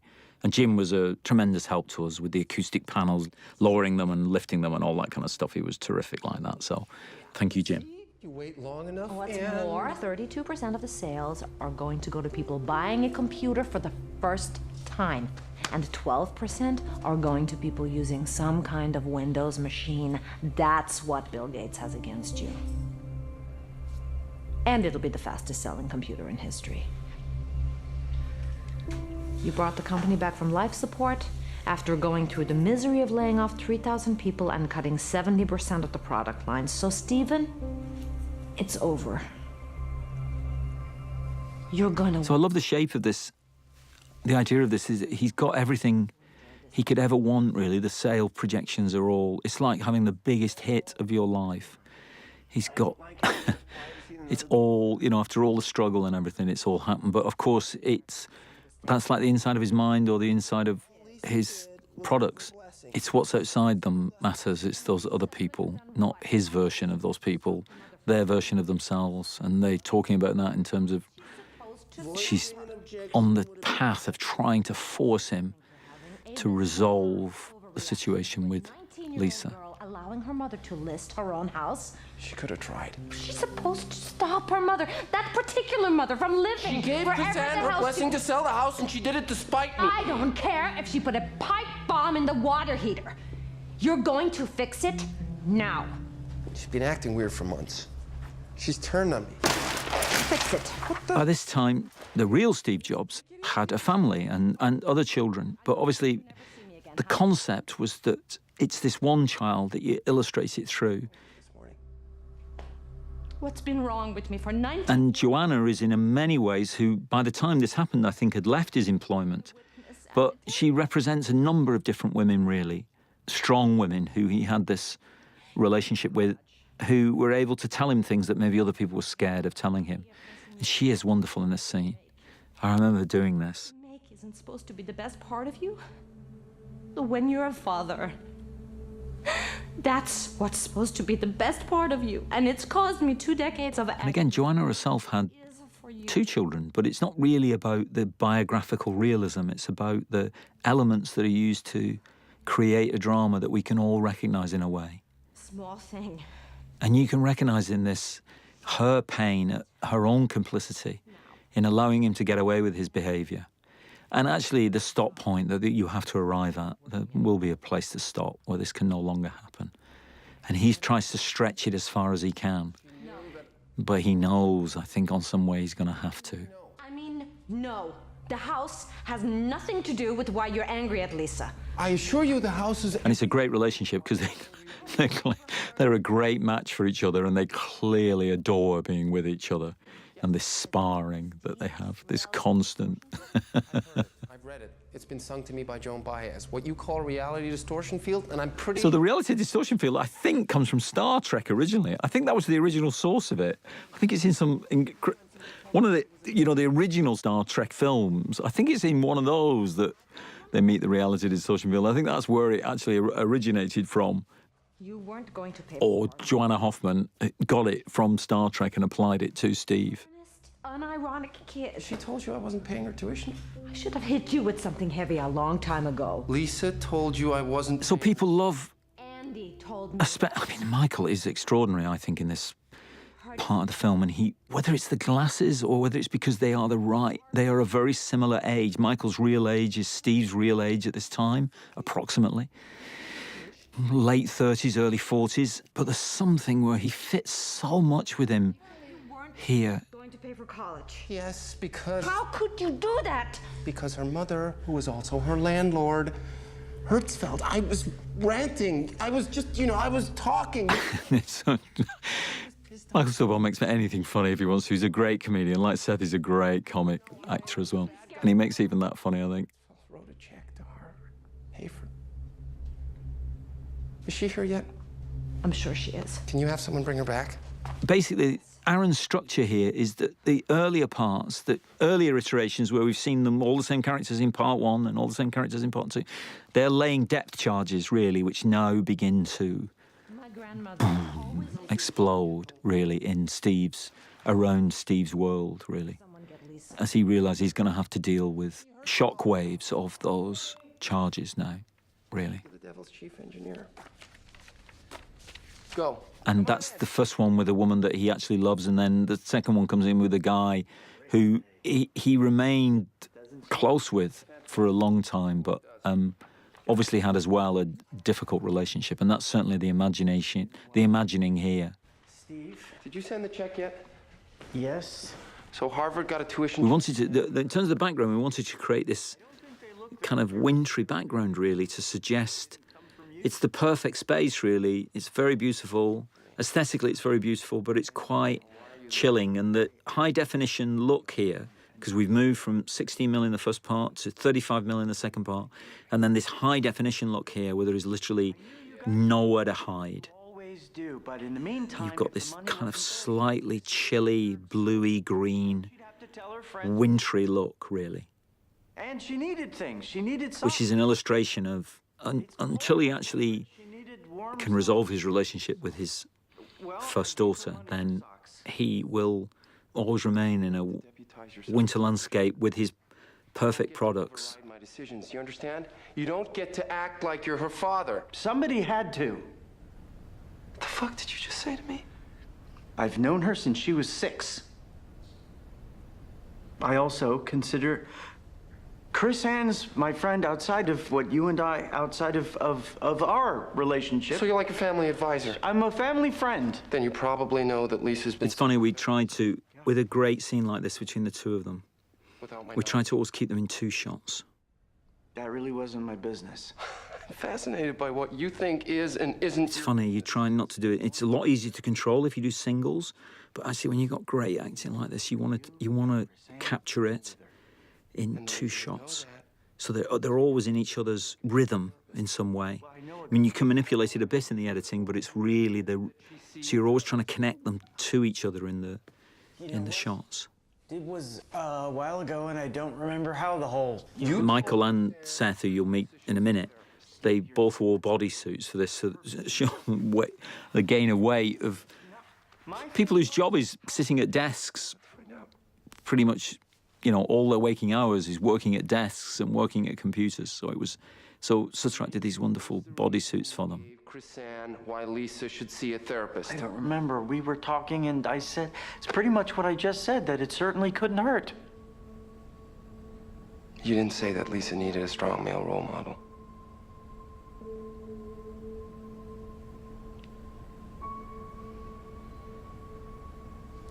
I did.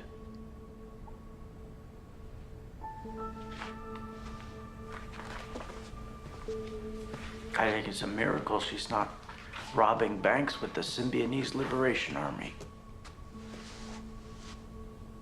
There is no reason in the world why... It's interesting, when you set these up, you think, what would be in the dressing rooms, you know? And there's obvious things, you know, water, mirrors, chairs, stuff like that. And then you try and... So we came up, Guy Hendricks Dias, the designer, and I, we came up with this idea that he'd have a light table here. Because when we did our research, they were getting ready the multicoloured IMAX, really. Or the variation in colour that there was going to be for subsequent IMAX after the Bondi Blue one, the first one. And so and you get this wonderful, it's great, because again, it's the wintry thing, you get this light on his face lit from below, you know, so lit, when he's over that table, he's lit, as you'll see in a moment, he's lit from below, and it's very penetrating, really. It's very beautiful, and you see the colours of the glass pieces that he's looking at, but you see he's bathed in this penetrative light, really, which is icy cold. If I couldn't find a solution, you'd call me out in front of the audience. Did it say hello?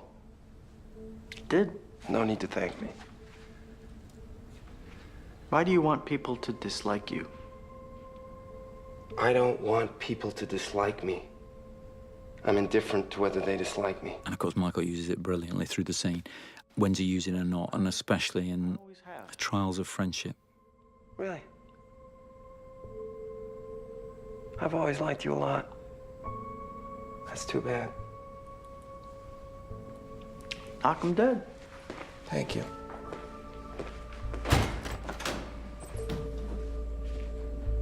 I remember when Michael did this, he's just like, he can, you know, a great actor feels where the camera is. He knows what we're trying to do with the camera, and he just begins to use it.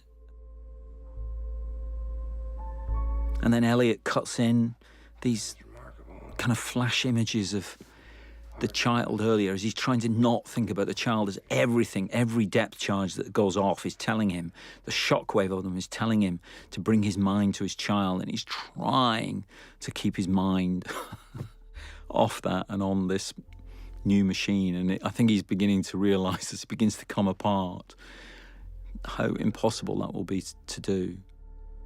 A 266 megahertz G3 chip is twice as fast as a 266 megahertz. It's beautifully cut together as well. Or a 266 G3 is equal to about 500 megahertz.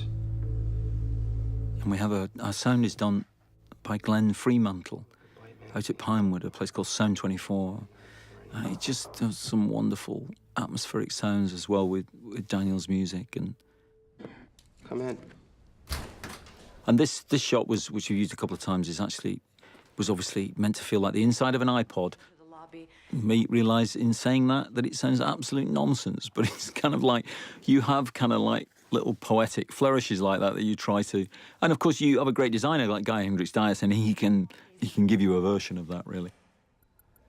So here you go. Here's an example. So we built that door quite late on because we thought, which one?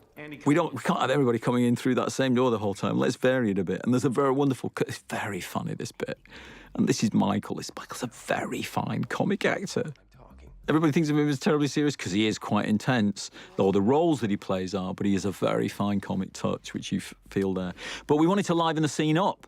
You know, you've just been in these two incredibly intense scenes, and then you throw John Ortiz in, coming in through another door that he shouldn't be there, and they flee from him, which just opens it up a bit. There used to be a gag here about these two doors. The one was the door to the stage and one was the door to the parking lot, but I could never make that work. It was in Aaron's script. I could never make it work, so we cut it. So he says thank you to sort of himself and to the whole world. And I love this shot of him. He's walking, you know, you get the sense of, I mean, it's true with a great camera work, you can begin to feel the pressure building on him. It's like, as these depth charges through the scene go off, and that's meant to be a reference to Pixar. Animated storyboards, which we're not allowed, they aren't actually at Pixar, we're not allowed to use real ones, and that's not a real one, but I should say before the lawyers ring, don't phone, it's just for fun. It's just a little bit of fun about, you know, all the other stuff that's going on in his life. I should say that he'd already released Toy Story by this point, 1990, and the world had changed in terms of its look, certainly the animated world.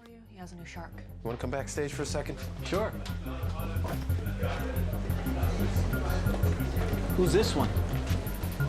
Alan Turing. So Alan Turing, Guy proposed that huge image of him. We used to joke that nobody will ever believe it's Alan Turing because he doesn't look a thing like Benedict Cumberbatch from the Imitation Game. But anyway, that was our fun. I like it better than the old shark. Sharks. Sharks. How many sharks did you go through? This is Adam Shapiro playing Abitavanian, who you saw in the second part as well, briefly. He's a wonderful, again, very difficult coming in, doing a smaller part. You don't want to drop the ball, but he had a beautiful quality to him. And I think he loved working with Michael. The two of them enjoyed working with each other very much as well. Here, this is what it looks like from the back. And one more thing, it eats pennies. Very funny about the shark. This is the shark. So this scene was originally set in the dressing room. The big scene coming up here with Woz was originally set in the dressing room and was a very private scene. This was the big... Christian Coulson, the producer, and I, this is what we suggested to Scott Rudin and Aaron Sorkin, is that this was our big suggestion, is that we move this scene into the public arena. And that the argument with Woz, which is the same argument that he has had with him twice already, really, about acknowledging the past, giving some credit to those who've got him to where he is. We said, can we move it into the auditorium? My friend, a long time ago you asked me a favor before. You know, if you explain it right, he just did a brilliant rewrite that put it in a public space. And it allowed us to use his acolytes, the people who were around, to witness this row between, and remember, these are the partners, the friends, the boys who in their garage created the spark, the beginning of the Industrial Revolution. And here they are beginning to have a battle played out in front of the devotee, the world, really, of devotees that Steve is beginning to create. As always, before that happens, the depth charge of his daughter has to be dealt with, really. She said she'd rather not. And again, some very fine comic acting going on here. So what you do in shooting it, you can go in for singles and control it, give it to the editor to control it, or you just let the actors control it and let them play it. Nobody's paying a fucking... All right, don't say that. But do your thing where you sound old and wise because of the broad, tragic European canvas of your life. You know I wasn't born in a 19th century shtetl, right? Please tell her it's important. Everything all right? Yeah. There are people around here, man, including a member of the press. What? Just the top guys, the ones who are getting laid off. Listen, okay? Last year, Apple lost $1 billion. I don't even know how that's possible. You were less than 90 days from being insolvent. I had 3 different accountants try to explain it to me. The whole place has to be streamlined. Start with 2 of the accountants. I started with the Apple... Can you come off stage? We're going to go Leave him backstage right for there. a moment. It is extraordinary to think that it took 57 or 67 years for 1 billion people to get a television from the time it was invented. The top guys... And it took 5 years for 1 billion people to get an iPhone or to get a smartphone. And that is what they've set in motion, these men. And now they argue over the credit for it, really. It's an incredibly wonderful scene. Could you come off stage, Leave please? him. I'm talking You about... guys designed and shipped a little box of garbage while I was gone. I'm talking about the Apple II, which is not just a crucial part of this company. And how much the future owes to the past. You can do if you're going to... The shoulder of giants that you're standing on. That's why we began with Arthur C. Clarke. You're always indebted to someone. However in tiny a way, however much of a way you can't even see you're indebted to them, there is that indebtedness. As you can tell, I'm on Woz's side in this argument, if you like, which I suppose you shouldn't be, really, but I think in the end, the way he puts it in the end... And then it nearly destroyed Apple when you spent all your money on it and developed a grand total of no new products. The Newton. The little box... And again, you think, why is it important to make films like this about people like this? to see the origins of where they came from, because where we are is based on where we have come from. And where we are is now, you know, they're arguing about a company here that was almost $1 billion in debt. Now it's the richest company in the world. It's richer than most countries in the world. It has a bigger gross domestic product than most countries in the world, you know. So I'm afraid you need to make films and show where they come from. And I love the fact that we do stand in a lineage with Social Network as well. And I hope Aaron produces another film. I always felt there would be a trilogy, that there'd be another part at least, really. He was John because he wrote... Of examining how we got so quickly to where we are. Nobody moves! Where historically within the blink of an eye, the whole world can have this equipment. And this equipment gives you infinite power, or infinite access to knowledge, if that is power, which it can be empowering. It's how you use that and what's the price of that, I guess. Because a lot of these companies, and Apple actually is one of the best ones, a lot of these companies don't see the humanity anyway. They see you as data. They want the information because it's a data picture they want, really, because everything's an algorithm. Everything can be manipulated. And it's interesting at the end of this scene that Woz refuses to acknowledge the great engineering genius that he is. I'd at least consider the possibility that it's because you've never had any from me. What the hell is going on here? Nothing. Thank you for your time. It's done. She's coming back. The depth charge there again. For putting this company out of business. Now, who do I see about that? He will not let it go. He always has to have the last word. And it's interesting, what we tried to do in this scene is that he doesn't get the last word. You know, when people used to ask me what the difference was between me and Steve Jobs, I would say Steve was the big picture guy, and I liked a solid workbench. When people ask me what the difference is now... Look how light bends around that hand. That's Steve's hand. It's just extraordinary light. And cameras. Idea, brother. And knowing that... But as I said, this world's greatest engineer refuses to acknowledge that the world is binary. You can be decent and gifted at the same time. And that's why it's a humanist drama, really, in the end, you know?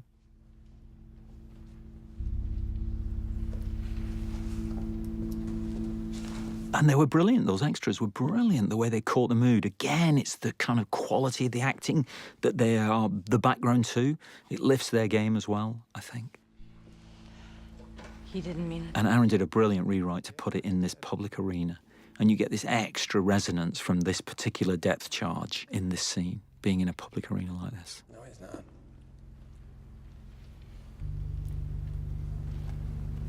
It's like 5 minutes before every launch, everyone goes to a bar, gets drunk, and tells me what they really think. And that was the great line that illustrated.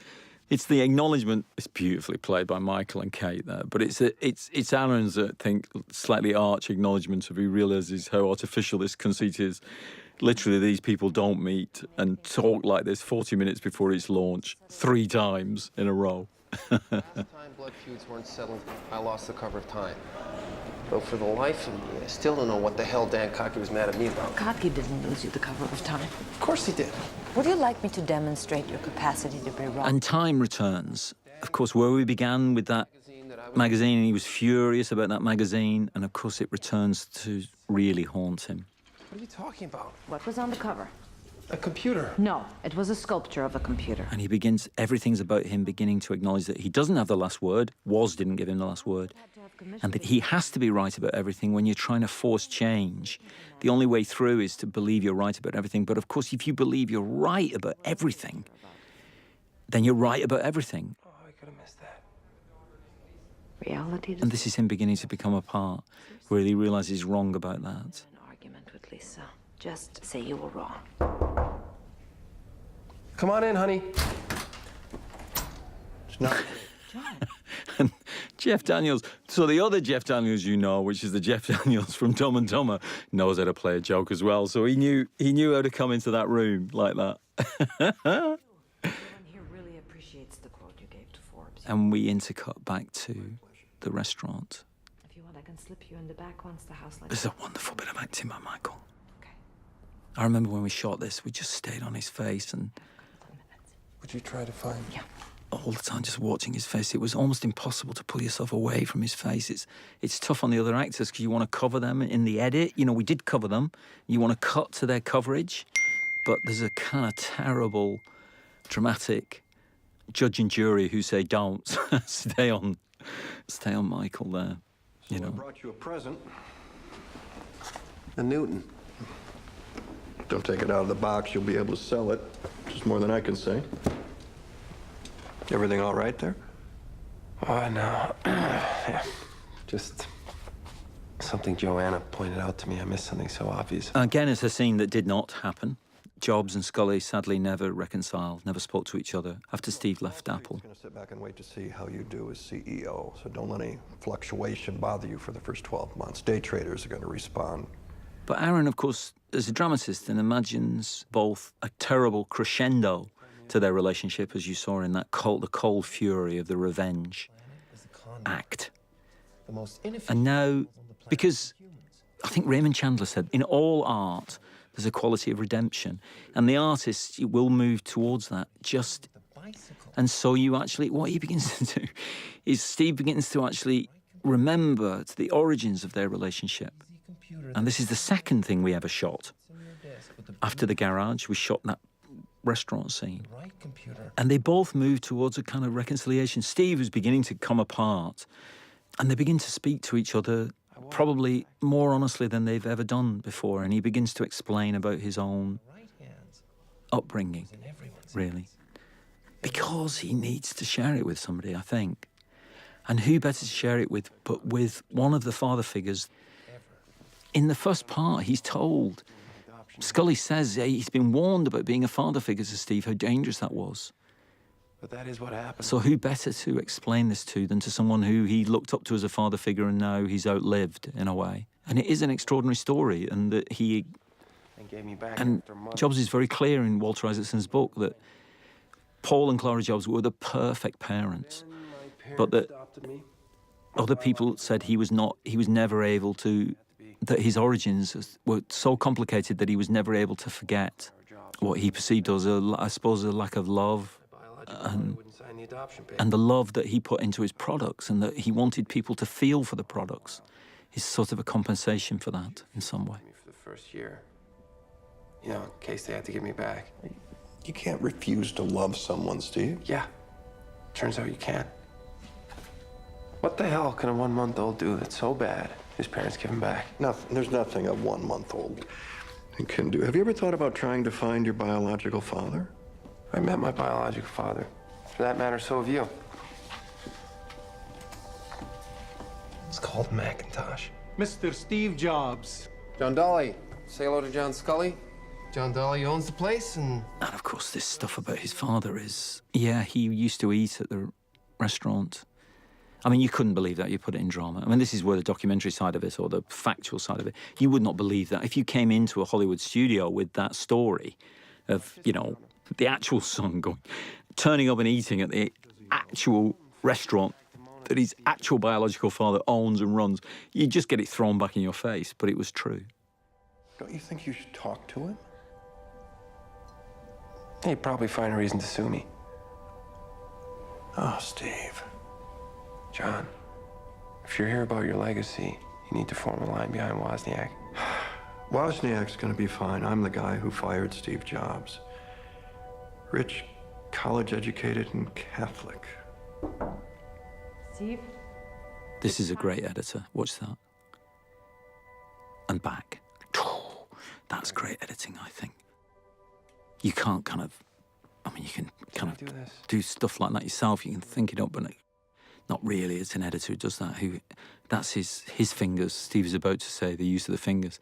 His fingers tingle with all the potential of the stuff you've given him, and they sometimes, not always, but sometimes they manage to pluck out of it wonders like that, really, with some wonderful use of music, with Daniel's music with it as well.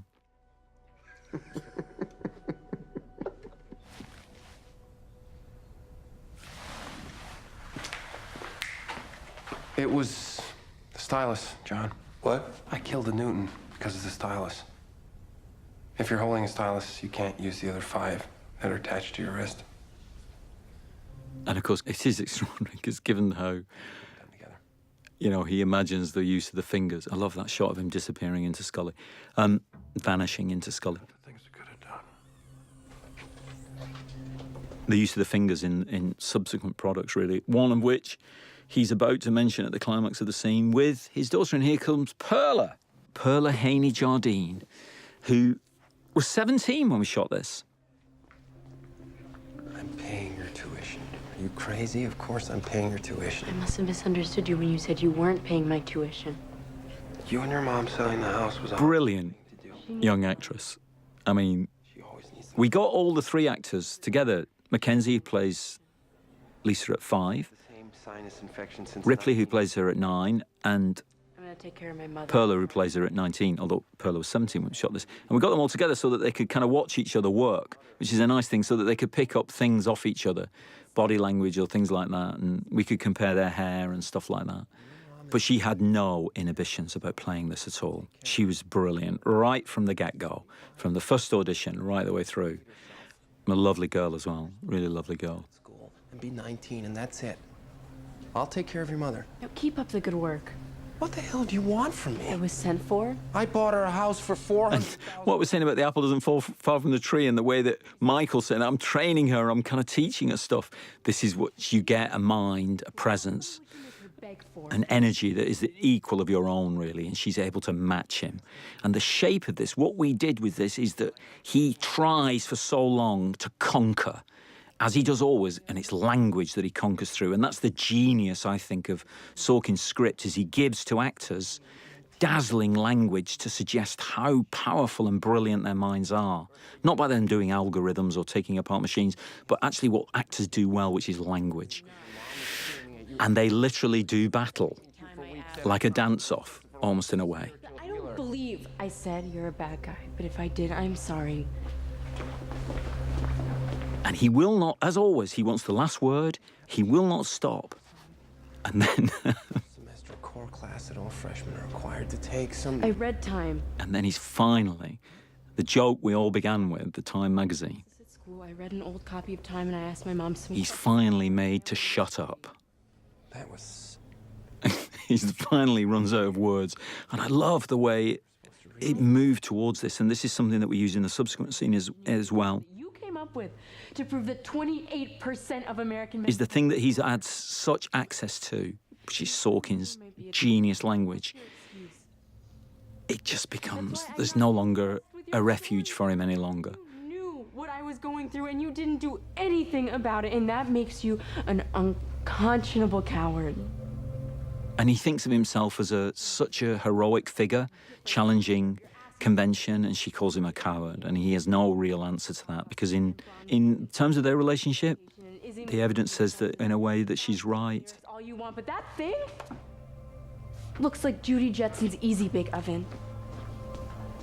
It was wonderful using the pictures. That's Lucille Ball and Desi Arnaz in the background there, and that was actually at the original launch of the iMac, hung in the auditorium, actually. So we put it backstage here. That's our crowd again.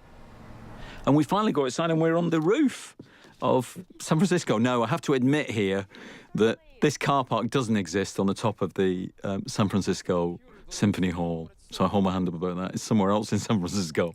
And we used it because we wanted to take them out into the open air rather than into an underground garage or whatever.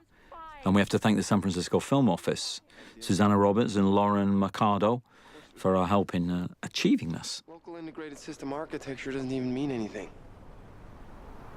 Why'd you say it wasn't all those years? I honestly don't know. In the original script, this was much more verbose from Steve. And I think one of the things that we learned from the scene underneath, and especially in the editing with this, is that we wanted him to be almost... The only things he has to say are things like that, which is the most wonderful line, is poorly made. That despite him making the most beautiful, the most perfect things in the world, he is himself poorly made. And she leaves him speechless, really, in a way. You're writing for the Crimson. What? And he has to go to her on her terms, really, and asks about stuff that she's interested in, which is something he learnt from the scene with her in the second part on the ladder in the opera house when she was 9. Come on, you've got to go on stage. The iMac will not be launched until you give me one of your essays. So, the world is waiting for you.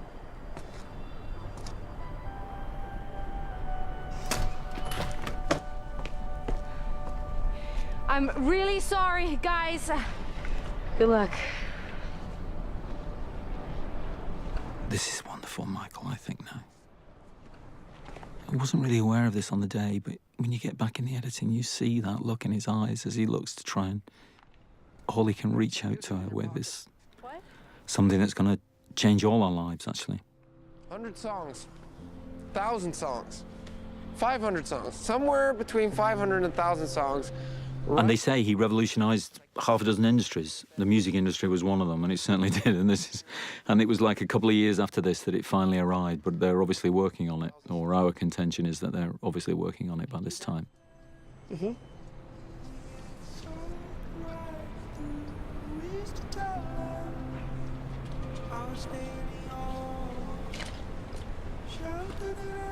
You want to watch from backstage? Okay.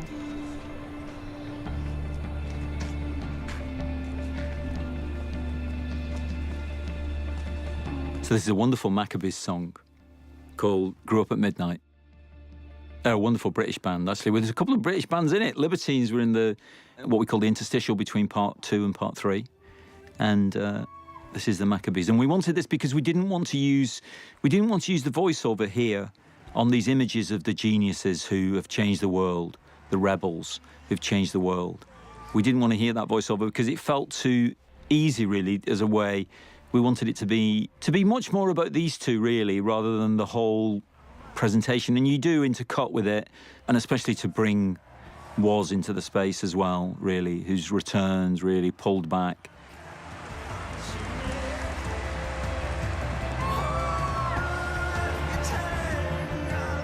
And it was lovely to get Martha Graham in there as well. And obviously John Lennon. But actually it remains a personal scene between the two of them. And I remember from the very first time I read the script, I always had this image in my mind that he would have kept a copy of the painting she did on the original Macintosh. I do. And that he would give it to her at this point.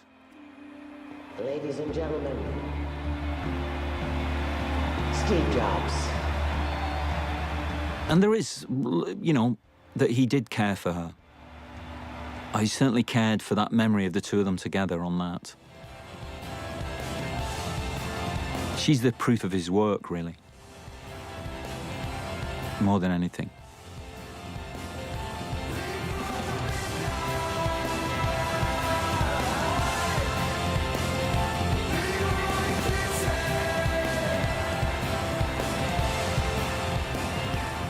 And we have a little memory, we have a little flash. We have a little memory of Woz in the garage, because they changed all our lives. And we're still living that out, really. Quite how that ends, we'll not know for a while, I think. If at all.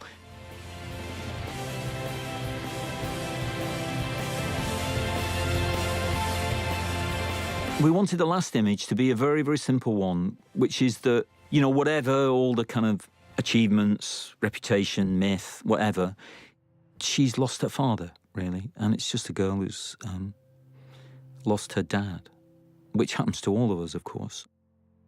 But it felt like the right way to finish what is an impossible story to tell and to finish, really. And it seemed like the most honest way to do that, really. And it's a special thanks to Lisa Brennan-Jobs. And that's why we did that image at the end for her.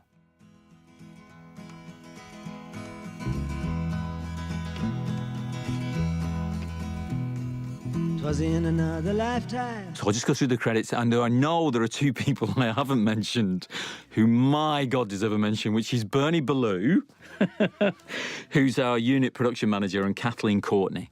There are two of them, really. And I've worked with Bernie many times. This is my first time to work with Kathleen, and who's taught us everything we needed to know about San Francisco. you know, and they both did an extraordinary job under very difficult and troubling, there they are, very difficult and troubling circumstances in many times, when cash flow was withdrawn and all that kind of nonsense. And the other person I should thank is, she was Christian and I's assistant. She was called Emily Roop, and she, again, taught us on a personal level everything we needed to know about San Francisco, really to help us through. Yeah, big thank you to all the cast. I think I mentioned those of them that I can, and I can't get through them all. And I've mentioned, yeah, I hope everybody managed to get a mention in it. Well, if you made it this far, thank you very much, all of you, for sticking with us. And that's it for the moment. Thank you very much indeed. She said, I'll give you a shot.